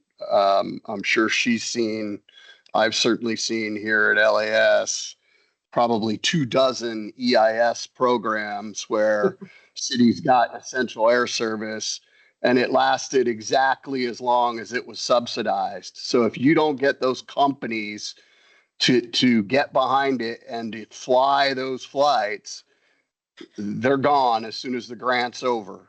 We've seen it, time and time again. So it's got to be supported by those big industries and those especially those small communities. The sustained support from the users, the big industry users, right? It's got to. I think that goes under the air service growth as well, or attracting and retaining commercial and cargo. But yeah, the users attract and retain, right? Mm-hmm. Okay. Yeah, and you're right too. I've seen that happens across other sectors as well, as far as grant funding. It's the next step.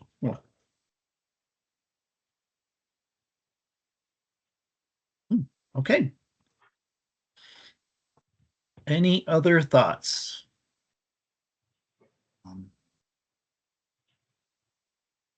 Far as I think I've got my notes. I know everyone else is taking notes. You will get a stab at this draft as well. So I think we really put more flesh on the community stakeholder engagement. Some of these other ones I kind of have spoken for themselves, or certainly we covered a lot in the SWOT analysis as well. So, well, this kind of was going to be a short one, so we can move on to the next elements here, which is where I believe, Ken headed as well. So I'll share his document so you can see it as well. When we move on to the critical elements of the 5-year organizational plan, and specifically, these are our core values, the noble cause, and we'll get to a mission statement and a vision statement. And you can see how this is a diagram we have to show how they inform the outcomes, and which lead to use of the assets, create behaviors that lead to other outcomes, and so forth. It feeds itself once you know who you are.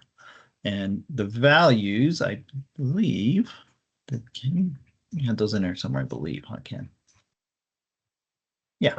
So for the 101 part, the basic part of core values, beginning of core values, and then mission, vision. But core values are the beliefs, traits, and behavioral norms that organizational personnel and members are expected to display in conducting the organization's functions and pursuing its strategic vision and mission. And it has typically 4 to 8, which in Ken's document, there are 6. Awesome. We'll work with those in a minute, but these are 2 of the best examples that we use a lot at UCED. Kodak, their values are respect and for the dignity of the individual, uncompromising integrity, unquestioned trust, constant credibility, continual improvement and personal renewal, and open celebration of individual and team achievements. Those are the core values of them as they're not just the photography company. That's how they operate. Home Depot, they have entrepreneurial spirit, excellent customer service, giving back to the community, respect for all people, doing the right thing, taking care of people, building strong relationships, and creating shareholder value. So, core values, again, the beliefs, traits, and behavioral norms. So what are the core values? What are the set of core values for the Nevada Air Service Development Commission? And I am going to share. There we go. Ken's summation there, if you don't have it in front of you. So this is very informative. This is also, we're going to, this is where we can change some or flesh a few out more if you want to. This is going to be, again, 1 or 2 sentences, as actually, as you started out very nicely, Ken. But this is for you as a group to land on. So he has, Absolutely. I'm just needing these for a fire starter, Nathan, and Absolutely. happy to work through this. Yeah. yeah, we'll see. I Yeah. mean, we'll see. Yeah, Go ahead. Ken, this is a great starting point. Thank you for taking the time to do the homework on this.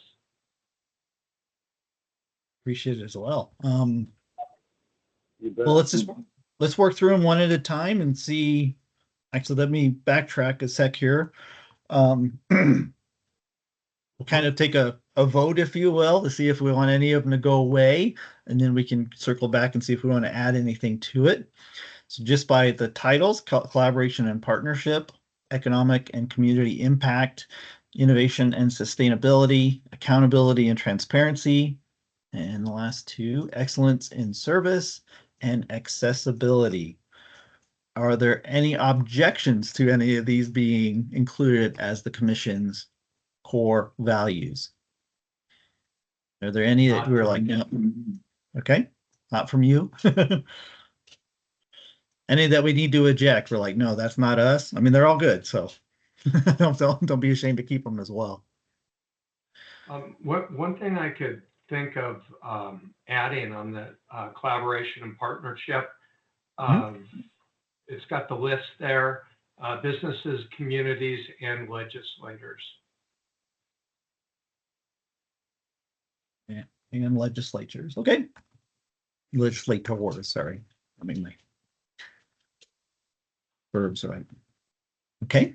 Businesses, stakeholders, and airports, and business and communities, and legislators. Perfect. I will add that to it. We will add it to it. So if we add that in, we believe in fostering strong relationships with stakeholders, including airports, airlines, government agencies, businesses and communities, or business communities and legislators. By working together, we create innovative solutions that benefit Nevada's air service infrastructure and drive shared success. I love it, but this is your core value, commissioners. With that one change, does that work for you?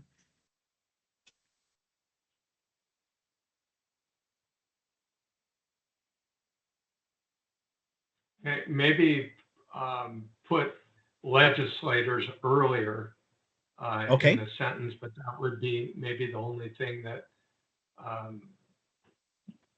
that I could offer on that. Maybe before, in between government agencies and businesses? Sure. Anyone object to that? I just think that maybe that seems a natural place. No, I think that's smart. Businesses. I like it. Okay. I will, we will add it, yeah, right there in between those. Okay, well, hearing no objections, as they say, let's move to the next one here, economic and community impact.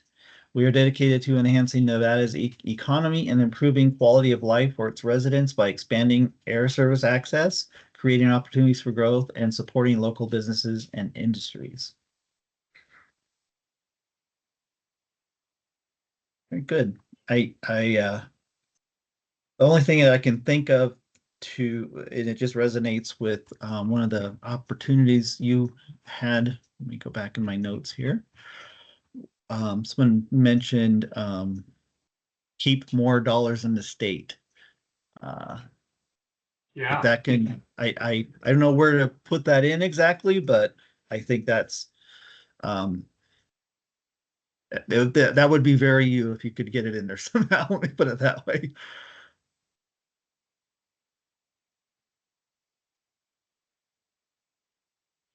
Retain more of the airline spend to Nevada-based flights, something along those lines.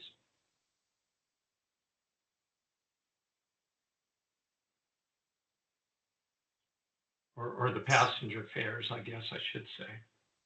Okay. Retain more of passenger fares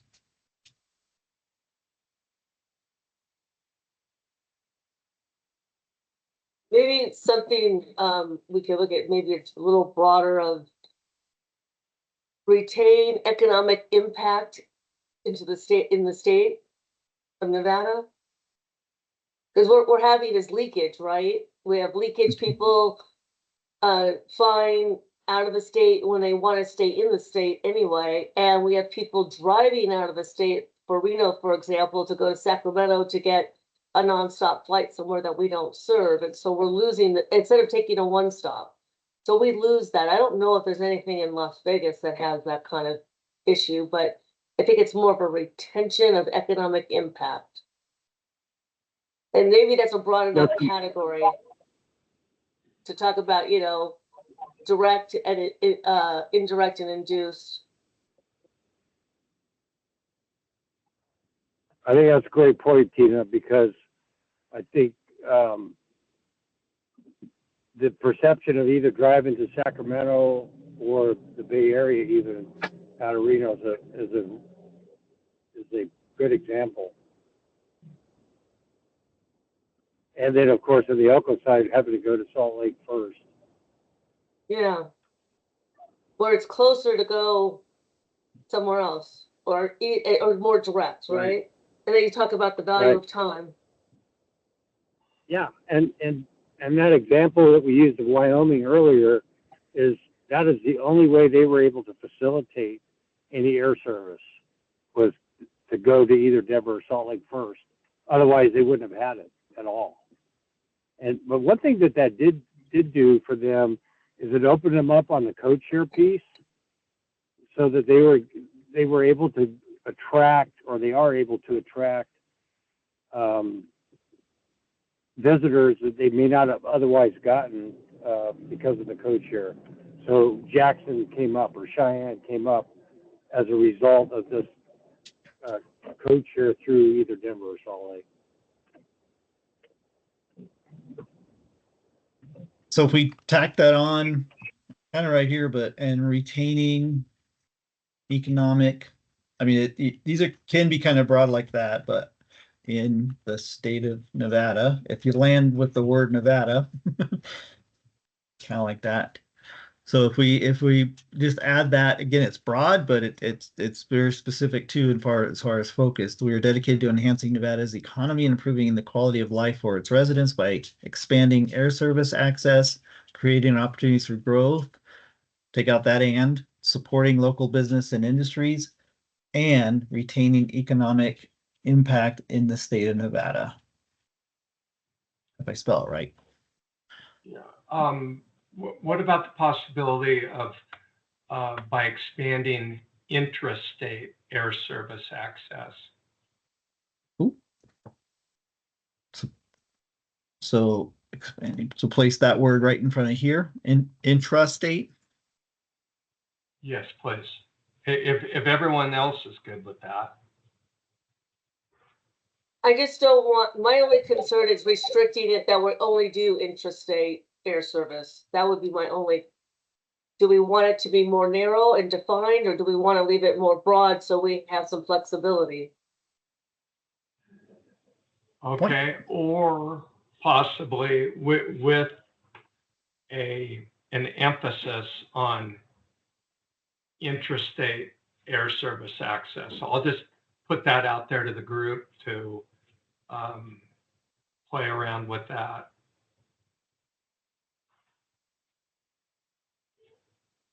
I mean, you're already targeting Nevada's economy and residents, right?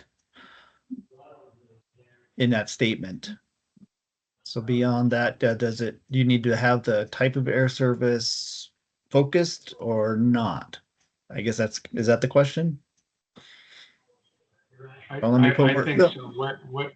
Whether or not we just indicate the emphasis, but it does not need to be in there. If it detracts, I think it's fine how it is now, and I think Tina likes the way that it is, so I'm good with that. Okay, we can let it remain for now. Okay, so we will add that bit to the end as far as retaining economic impact in the state of Nevada. And number two, that core value number 2 is good. Agreed? Okay. Again, you're writing Okay. this. I'm just listening, writing, taking notes. Fin2, we're just here to take notes. So on number 3, innovation and sustainability, again, wonderful words, good values, and specifically for the commission, we embrace forward-thinking strategies and technologies to advance air service development while prioritizing environmental sustainability and long-term resilience in the aviation sector. Anything to add, tweak, or just comment? Mm-mm. I like that too. I think you can be broad. I go back to, I think it was Commissioner Iftiger's comment about, even tying into the lithium loop that the tech hub is all about. You said we can't get away without talking about that. That is what, Dr. Steinman, Fred is out talking about all the time. But I don't think we need to insert lithium in there anyway, but definitely if that comes up in conversation, you can say, yeah, our core values align with something like that right there, prioritizing environmental sustainability.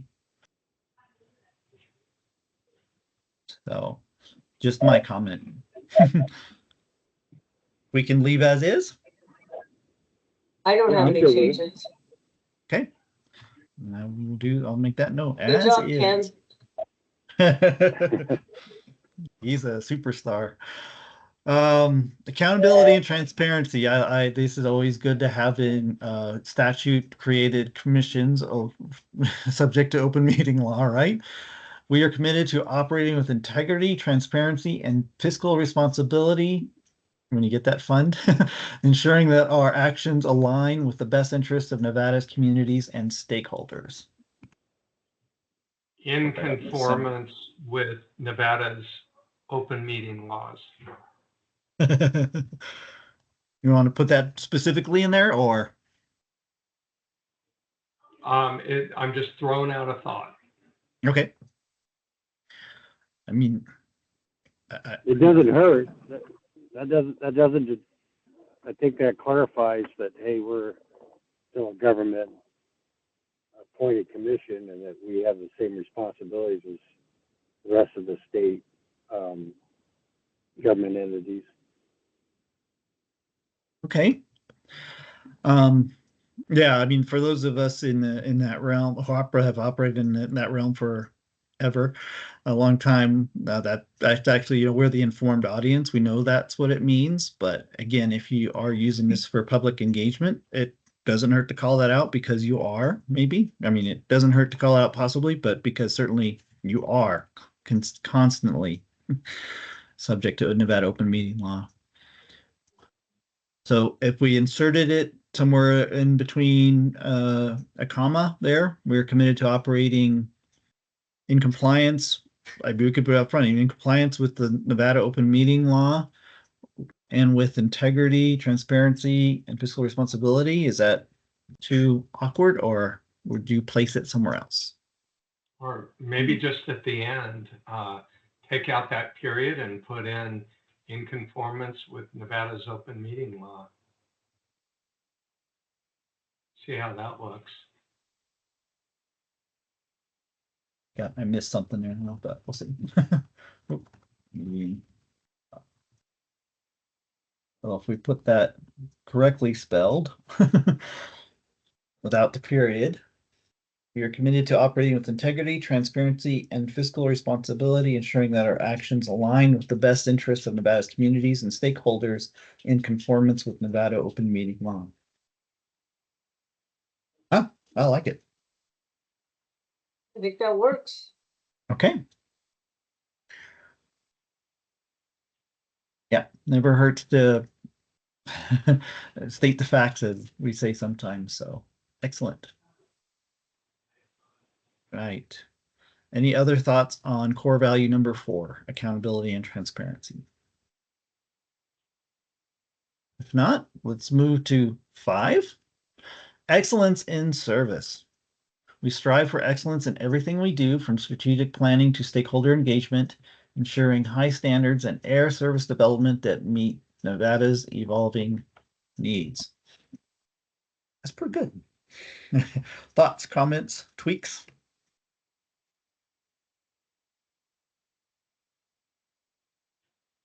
I like As that is. it Maybe- implies servant leadership, so I like that.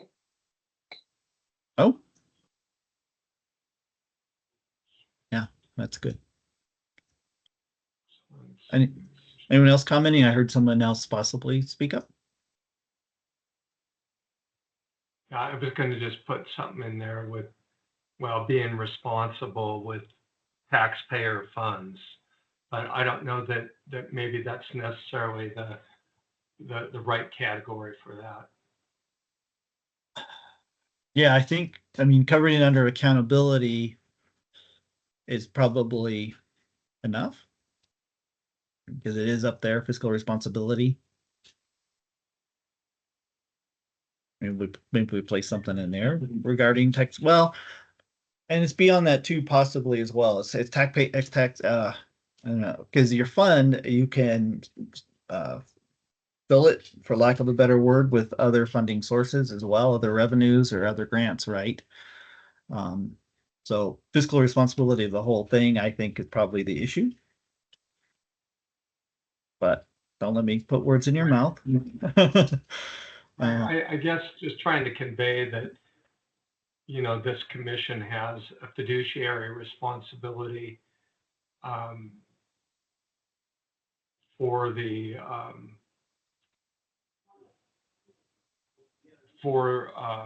administering, you know, these precious financial resources.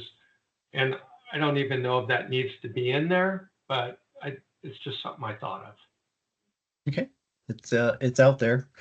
It's in the commission ether right now, so if anybody can think of a place to place it. Fiduciary is always a good word to get in somewhere.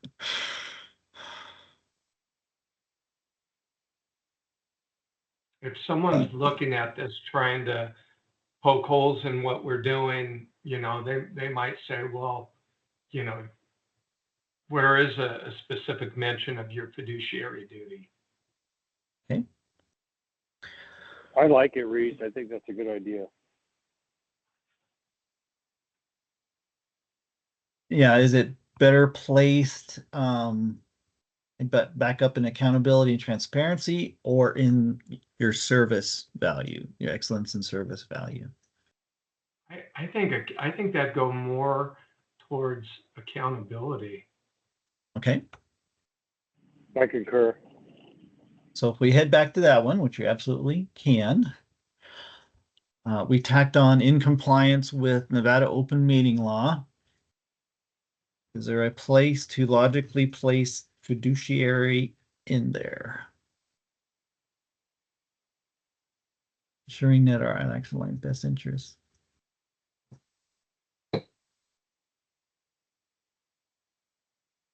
Looking at it, not sure.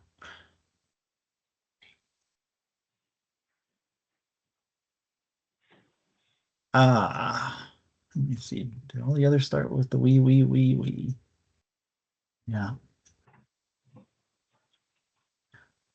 It would change the structure, but I almost, my thought is to kind of begin it with that as a fiduciary body, or body with fiduciary responsibilities or something. We are committed to operate. That seems the only place in my mind, but anybody else have a better idea?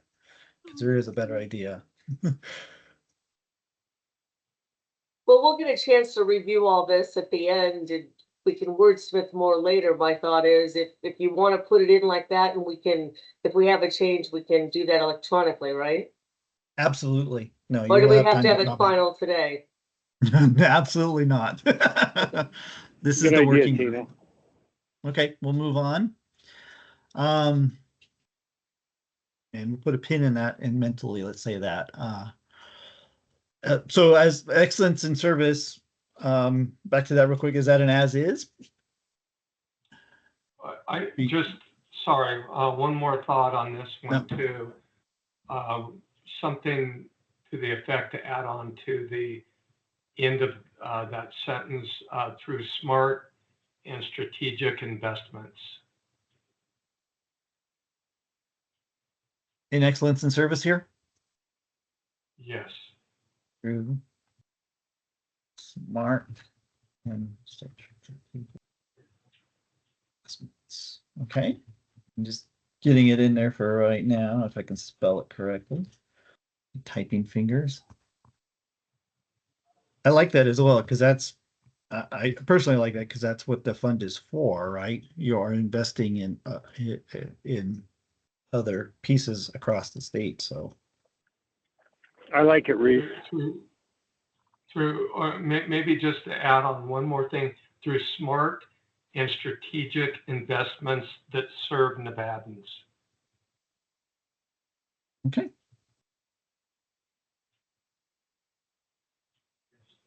Hey, Nate, can you hear me? Yes, I can hear you. I think I got my mic working here. Back to number 4 for a minute on Sure. the fiduciary responsibility, Okay. where it says fiscal responsibility and exercising extreme fiduciary responsibility or responsibility. Maybe it's a little too much. I'll tinker with that a little bit and get back to you. Okay. But that's where we're talking about placing that, right? Somewhere in there. Yes, I believe so. Okay. Yeah, hit on that bubble if you would, Nathan. Click on this So, one. Yeah, so Curtis could see Yeah. that. Got it. Thank you. As that part, but yeah, like I say, it's always a good word to get in there, but definitely circle back, and we've got several more hours too. We can go back and forth in all of this as things come into our minds. But that's a good thing. Glad you got your mic working there, Commissioner Orton. Okay, so excellent service back there. We'll just tack on the end. Not tack on, it's an important actually distinction there as well, through smart and strategic investments that serve Nevadans. Meant to say that, meant to put that in there.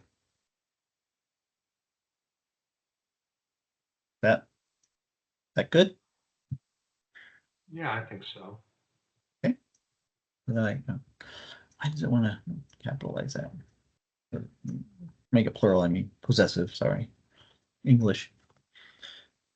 We strive for excellence in everything we do, from strategic planning to stakeholder engagement, which we've covered actually well in your priorities, both those. Stakeholder engagement, ensuring high standards and air service development that meet Nevada's evolving needs through smart and strategic investments that serve Nevadans.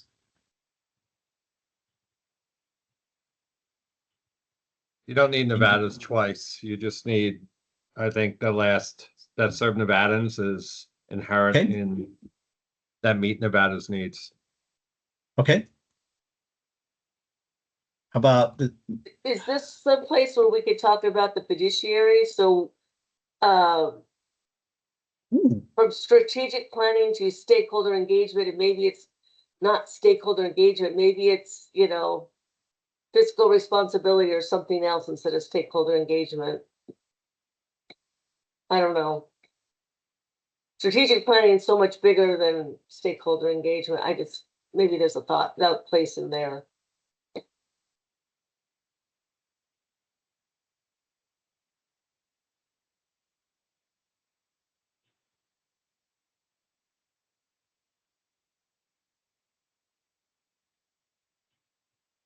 I mean, it would go from a from to statement to possibly a listing. Or I'm replace. fine with the stakeholder- way it is. I was as Okay. proposed, but if we wanted to put something like that in there, this might be an opportunity, but we don't need to. Okay.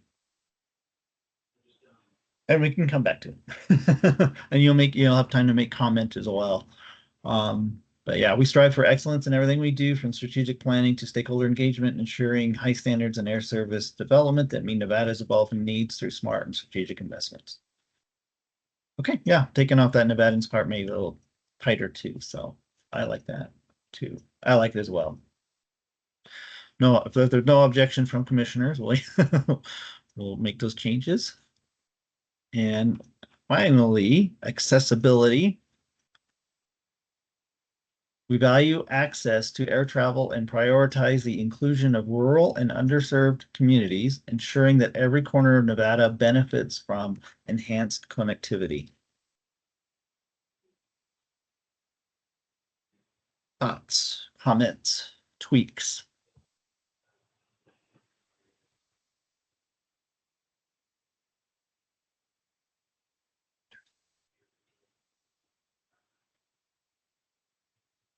Underserved communities.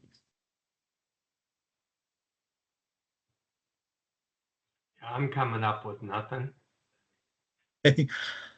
Yeah, I like don't know it. how else. Oh, yeah. Please speak.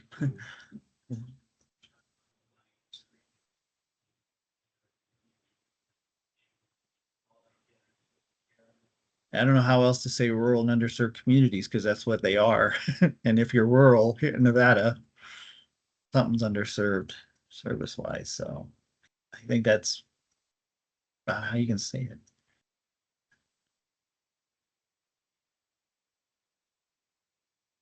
Every corner of Nevada benefits from enhanced connectivity. I think that's so, yeah, it's great.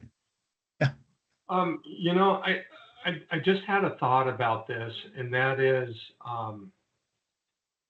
if you're a Clark County legislator and you are looking at all these funding needs, and you look at the bullet points we have under here under accessibility, a Clark County legislator might say, well, what's in it for my constituents? Mhm. I don't know if we maybe want to expand that a little bit. I just had that thought. That's an excellent thought since there are so many Clark County legislators. Yeah, And I think it's a great thought. I think it comes back to, you know, a connected Nevada is a better Nevada or something like that as well for their benefit somehow. But you're right. I mean, it's the so what question. It does say- Yes. It does say every corner of Nevada, but we could call out connecting to the metropolitan areas in a manner of speaking. So maybe it says something to the effect of underserved communities connecting to the metropolitan areas as opposed to every corner. I think there's a Or is stat it that I the read. fact that we're gonna prioritize inclusion that is where the tricky part is?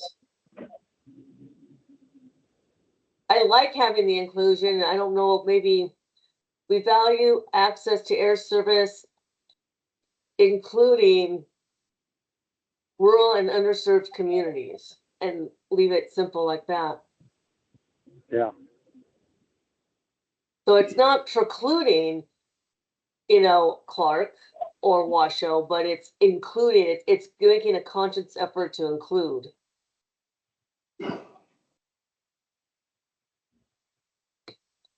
I mean, and I like that part. The second part, though, the participle, if you will, ensuring that every corner of Nevada benefits from enhanced connectivity. Again, I think that might be, you know, if you can fold that in some way, because again, that's, I think, because there are I so many people struggle- in Clark. Yeah, I just struggle Well, with every I corner, mean, look, Clark, the concept Yeah. of every corner. Clark, Because Clark County every has action we Mesquite. make is not going to touch every corner. Let's just say we funded infrastructure in Ely, that does not touch every corner. But it's that last part that I like, the enhanced connectivity, right? I like that, And- yes. So we can fold that back in there somehow, because again, that's the cell, right? I mean, this is just me, I'm not on the commission, but if Clark legislator, I would just try and, you know, a connected Nevada is a stronger Nevada, period. Right? I think that would be the message I would be conveying. Again, I'm not a commissioner, I don't have to advocate, but you know, that would be my sell, as it on so many points, just, you know, Yeah, I think Yeah. that's good. But I don't know how to fold it in there.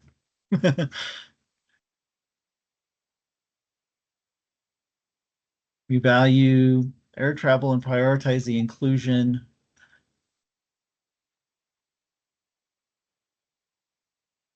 Maybe that too, maybe the prioritize, I don't know, is that too strong a word? Or is that what the commission? Like my thought is we value the access to air travel that to ensure enhanced connectivity, to ensure Nevada benefits from an enhanced connectivity between rural, underserved, and metropolitan communities, something like that. I like that. like that. Yeah. All right, let me type that up before I forget. Air travel.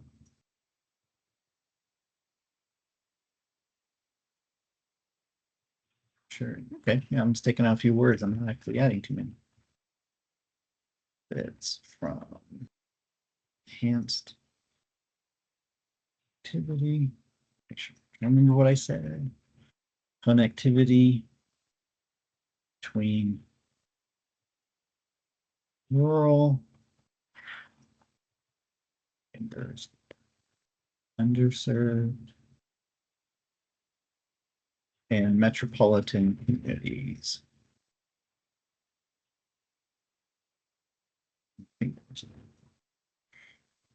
Okay, so I rearranged it. I'll just read it to you. We value access to air travel. Yeah, we value access to air travel, ensuring Nevada benefits from enhanced connectivity between rural, underserved, and metropolitan communities. Great. Is that what I Good job, said? Nate. Okay, you like that? Okay, Yeah. then that's how that will be rewarded. And again, it'll be out there to review as well, but we value access to air travel, ensuring Nevada benefits from enhanced connectivity between rural, underserved, and metropolitan community. Yeah, I think that's pretty Okay. inclusive. Pretty inclusive. Okay. So we got through 1 through 6. As Ken, thank you for doing homework or prep work on this. It helps us out. Is there a 7? Is there anything after these 6 that you need to add? Is there like something that stands out as a value for the commission that these 6 don't hit on?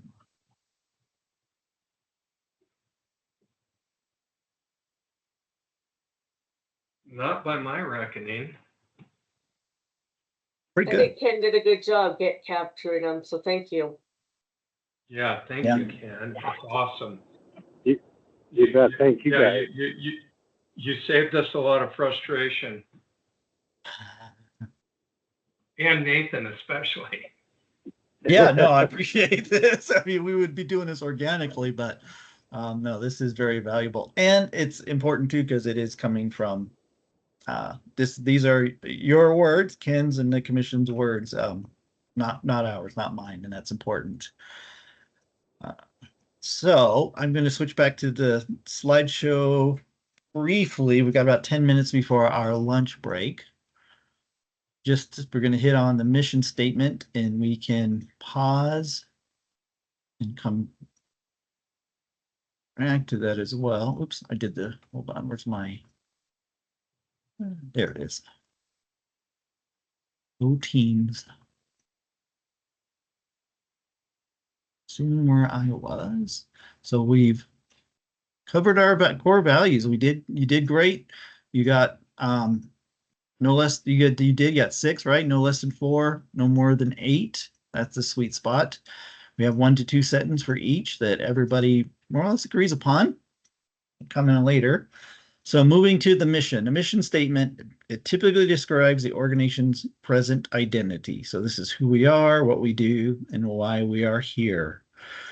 Key elements, we provide direction on day-to-day activity, and it provides a foundation for future decision making. And this is the part that I always kind of key in on as well, having worked with so many nonprofits or other CBOs. where you wear many hats. And I always try to tell them, commit that mission statement to memory. If you're at, this enables you to say no, because time and resources are limited. And when you wear many hats and somebody asks you to do something, you can go directly to the mission statement. Is it there? Is it contained? Stay on task with that. And those are the key elements, day-to-day and decision-making. Does it serve the mission? If you get outside of that, then you're off balance, wobble. The two examples we have is Google, to organize the world's information and make it universally accessible and useful. Again, that definitely explains what Google does on a day-to-day present, what they do presently, and ensuring that in the future it guides their decisions. Very simple. OSHA, to assure the safety and health of America's workers by setting and enforcing standards, providing training, outreach, and education, establishing partnerships, and encouraging continual improvement in workplace safety and health. Again, it defines what they do daily and provides guidance, guardrails to move forward as they move forward, as we always are. Any questions? I mean, you guys are part of other organizations that have missions as well, so it should be straightforward enough. So I'll switch back to Ken's drafting. Draft a strategic mission statement, and it should include our cause, who we are, what is our purpose, who do we serve, our actions, what does the commission do, and then our impact, your impact, what changes in the community, which we hit on in that last value with the Nevada at large. What changes in our community do we want to make for the better? Your final value, where you value access to air travel, ensuring the benefits from enhanced connectivity. That speaks directly to your impact that should show up in your mission statement. So, let me put up what Ken had again. And many, many thanks to Ken as well. Let me see. Let me share it real quick. And again, it's really designed for starting a fire on this thought of the mission statement. And Tina alluded to this a little bit earlier, as we're discussing the BDRs and the kind of the future of this office of aerospace. The thought is that there could be some redesign of the commission in a respect that it supports aviation in a broader sense, not just air service. So that's that last couple of words in the second sentence say driving innovation in aviation across the state, because it would kind of still encompass a little broader scope than just air service development. Definitely. So I had trouble bouncing around. Sorry, I don't want to make you dizzy, but thank you, Ken, for providing this. Again, this is just a draft for a starting point, as Ken said, but it looks pretty good too. So for the commission, your mission statement as presented, suggested by Ken here, to enhance Nevada's connectivity, economic vitality, and global competitiveness by fostering sustainable air service development, supporting community and industry needs, and driving innovation in aviation across the state. I like that.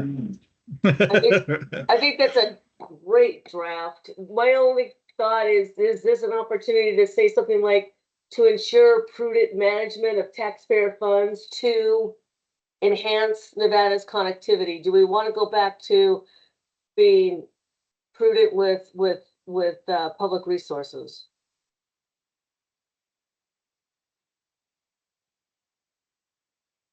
That describes who you are. I don't know. I just didn't know if we wanted to make sure that was in there. To the point, yeah, we made it your cause, who you are, your purpose, who do you serve?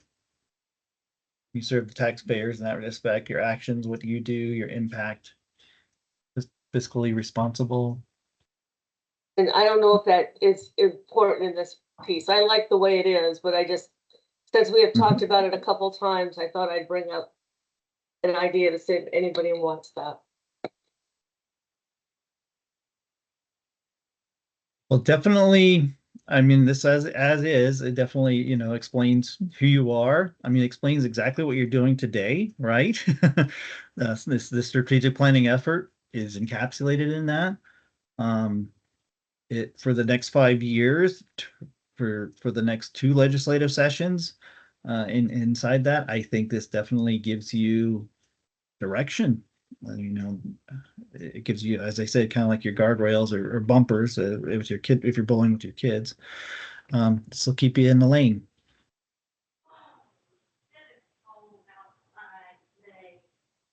Oh, that's someone else. It looks good. I like it. Gets to the point. I like it too. Well, we can very easily keep it there. I'll put my notes as is for now. As I said, there's time, but you may look at this in the draft and go, yeah, that's who we are. Looks good to me. I'm gonna go back to my slide real quick. We have a few minutes before break, and just hit on vision. And I know Ken had some of that, but we might break before we do that. PowerPoint, come on, Teams. Oops, too far. Watch the mouse.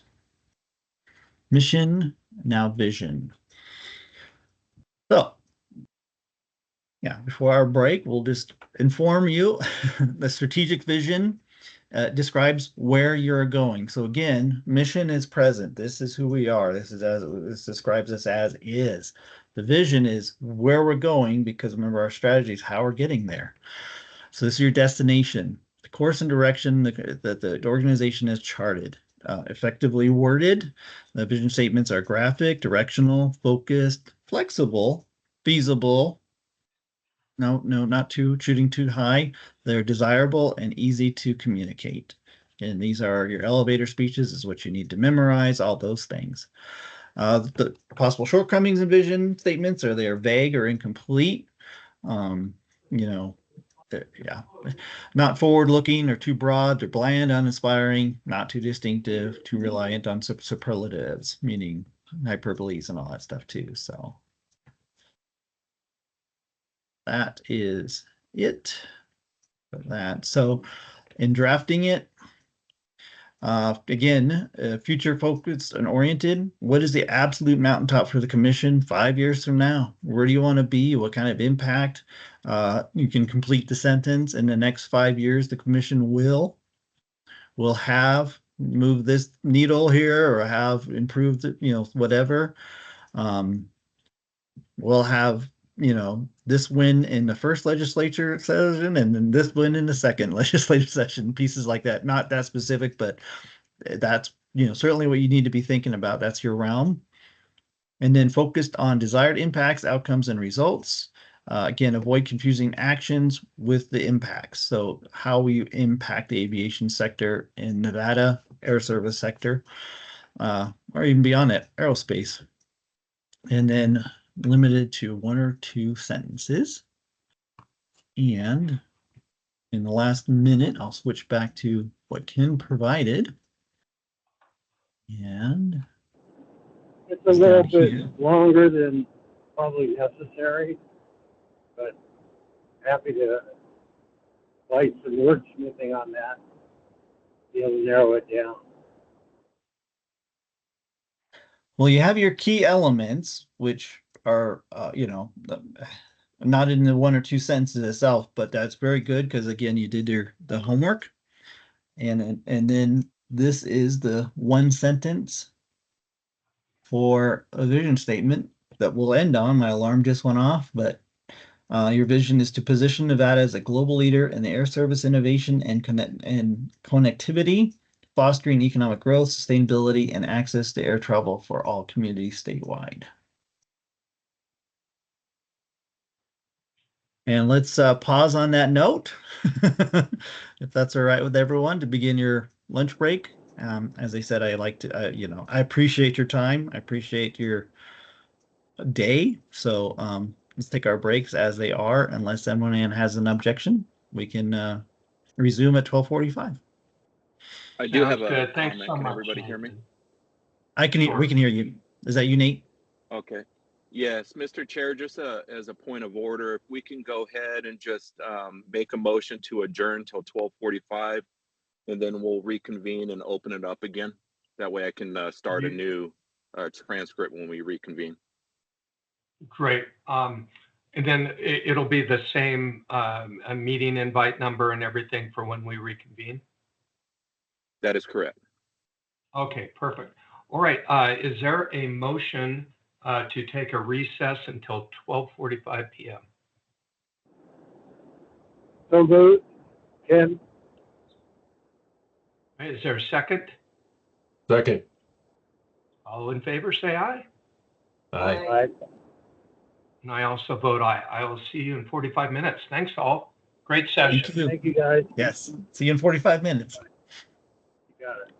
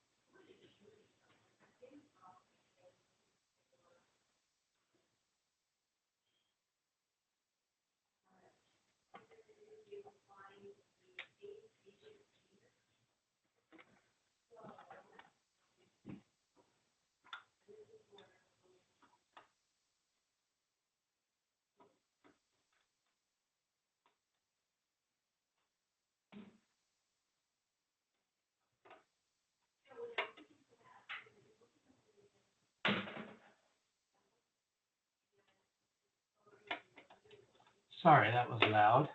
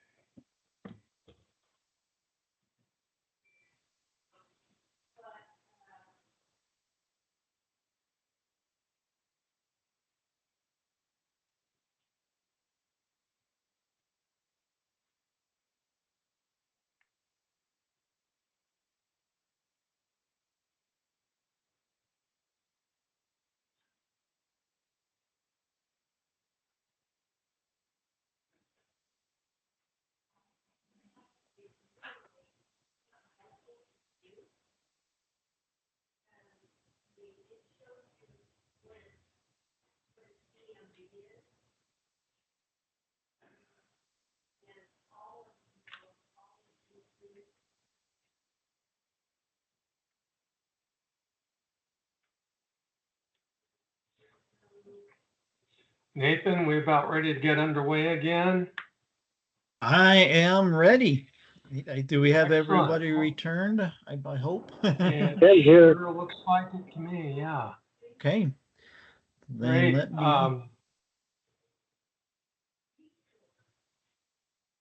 Let's go Excuse ahead the music in and the background, everybody. I am just wrapping up lunch, but we got a quorum. We're ready to reconvene. Okay. excellent. It is 12:45 p.m. and we are resuming the Nevada Air Service Development Commission Organizational Strategic Planning Workshop on Friday, January 31st. Go ahead, Nathan. Okay.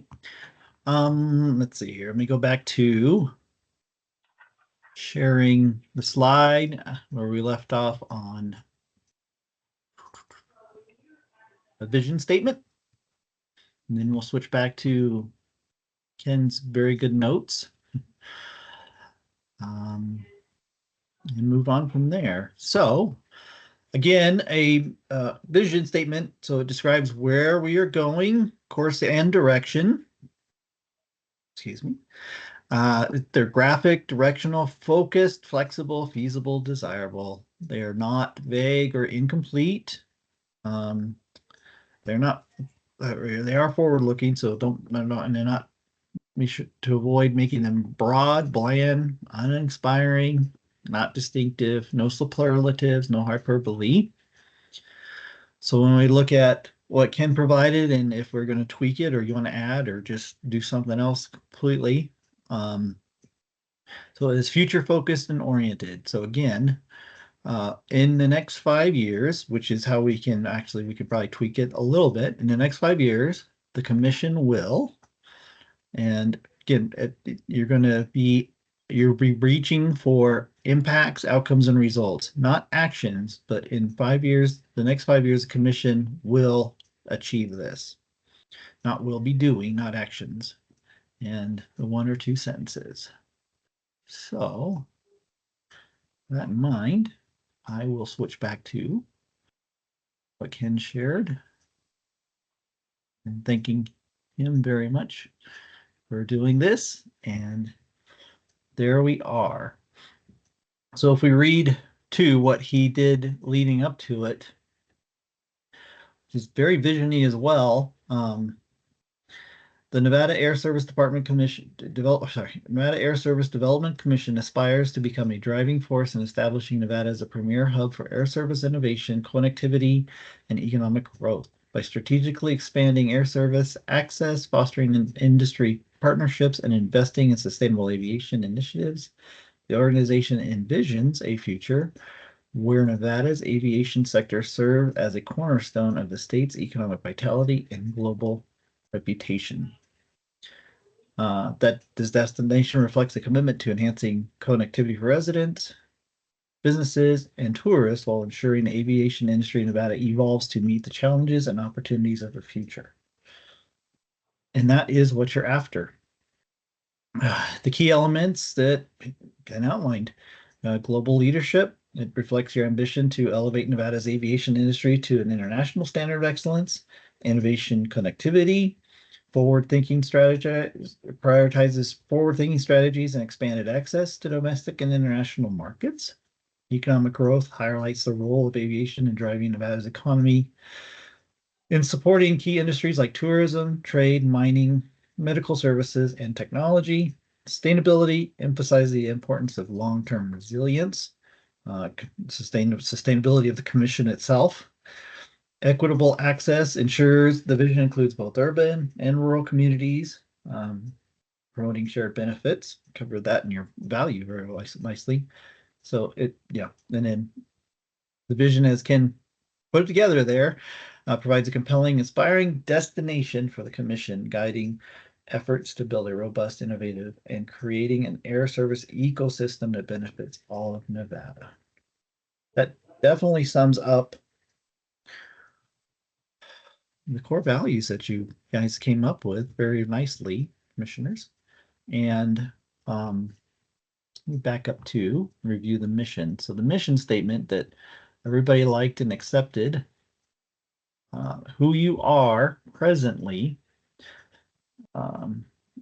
You exist to enhance Nevada's connectivity, economic vitality, and global competitiveness by fostering sustainable air service, supporting community and industry needs, and driving innovation and aviation across the state. For your vision, where are you going? So in 5 years, the commission will have achieved a position or position Nevada as a global leader. That's where we're headed. What's the destination?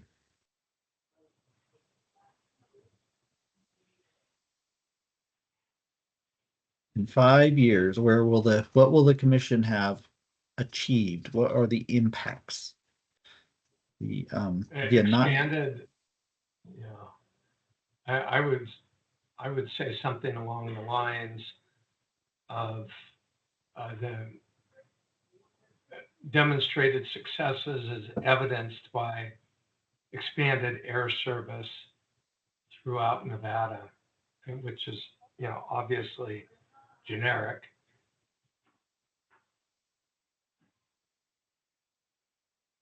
We all hope for that. Yeah, but that is what you want. That's where you want the commission. Yeah, what's what you want to have accomplished, right? Mm-hmm. Look at some. Oops, too many screens.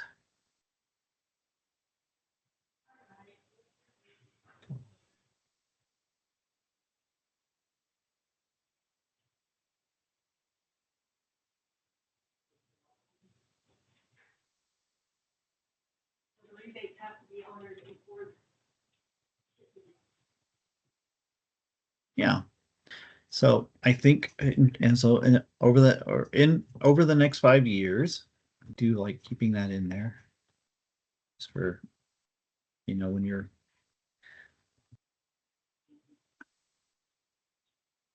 your strategic plan is done, but the commission will have demonstrated success through expanded air service throughout Nevada. Very, very, very simple, but we can expand it and we can meld in fold in what Ken presented there too in some way. Well, we can capture the elements again, leadership. We have connectivity and expanded air surface. Whether or not it's implied, we can put it in there. Economic growth, sustainability, equitable access. Let's see here. Let me drop this in as a comment so you can see them side by side. That might be the best way to do this through Teams. This is just my note as you stating it. So again, the destination where you headed over the next 5 years, the commission will have demonstrated success through expanded air service throughout Nevada. We can have another sentence, or again incorporate some of those excellent words, those values, even innovation, connectivity, sustainability. We can craft this any other way you want, but I think what we have there is a good start. Next 5 years, commission will demonstrate success through. So again, who will you be as a commission? What marks will you have left to? You know, will it be a sustainable commission? We can, since the fund is such a central part, it could be mentioned in this too. That wouldn't be out of line.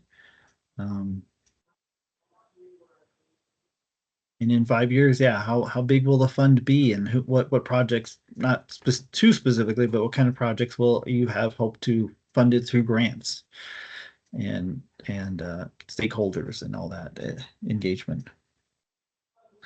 Any thoughts?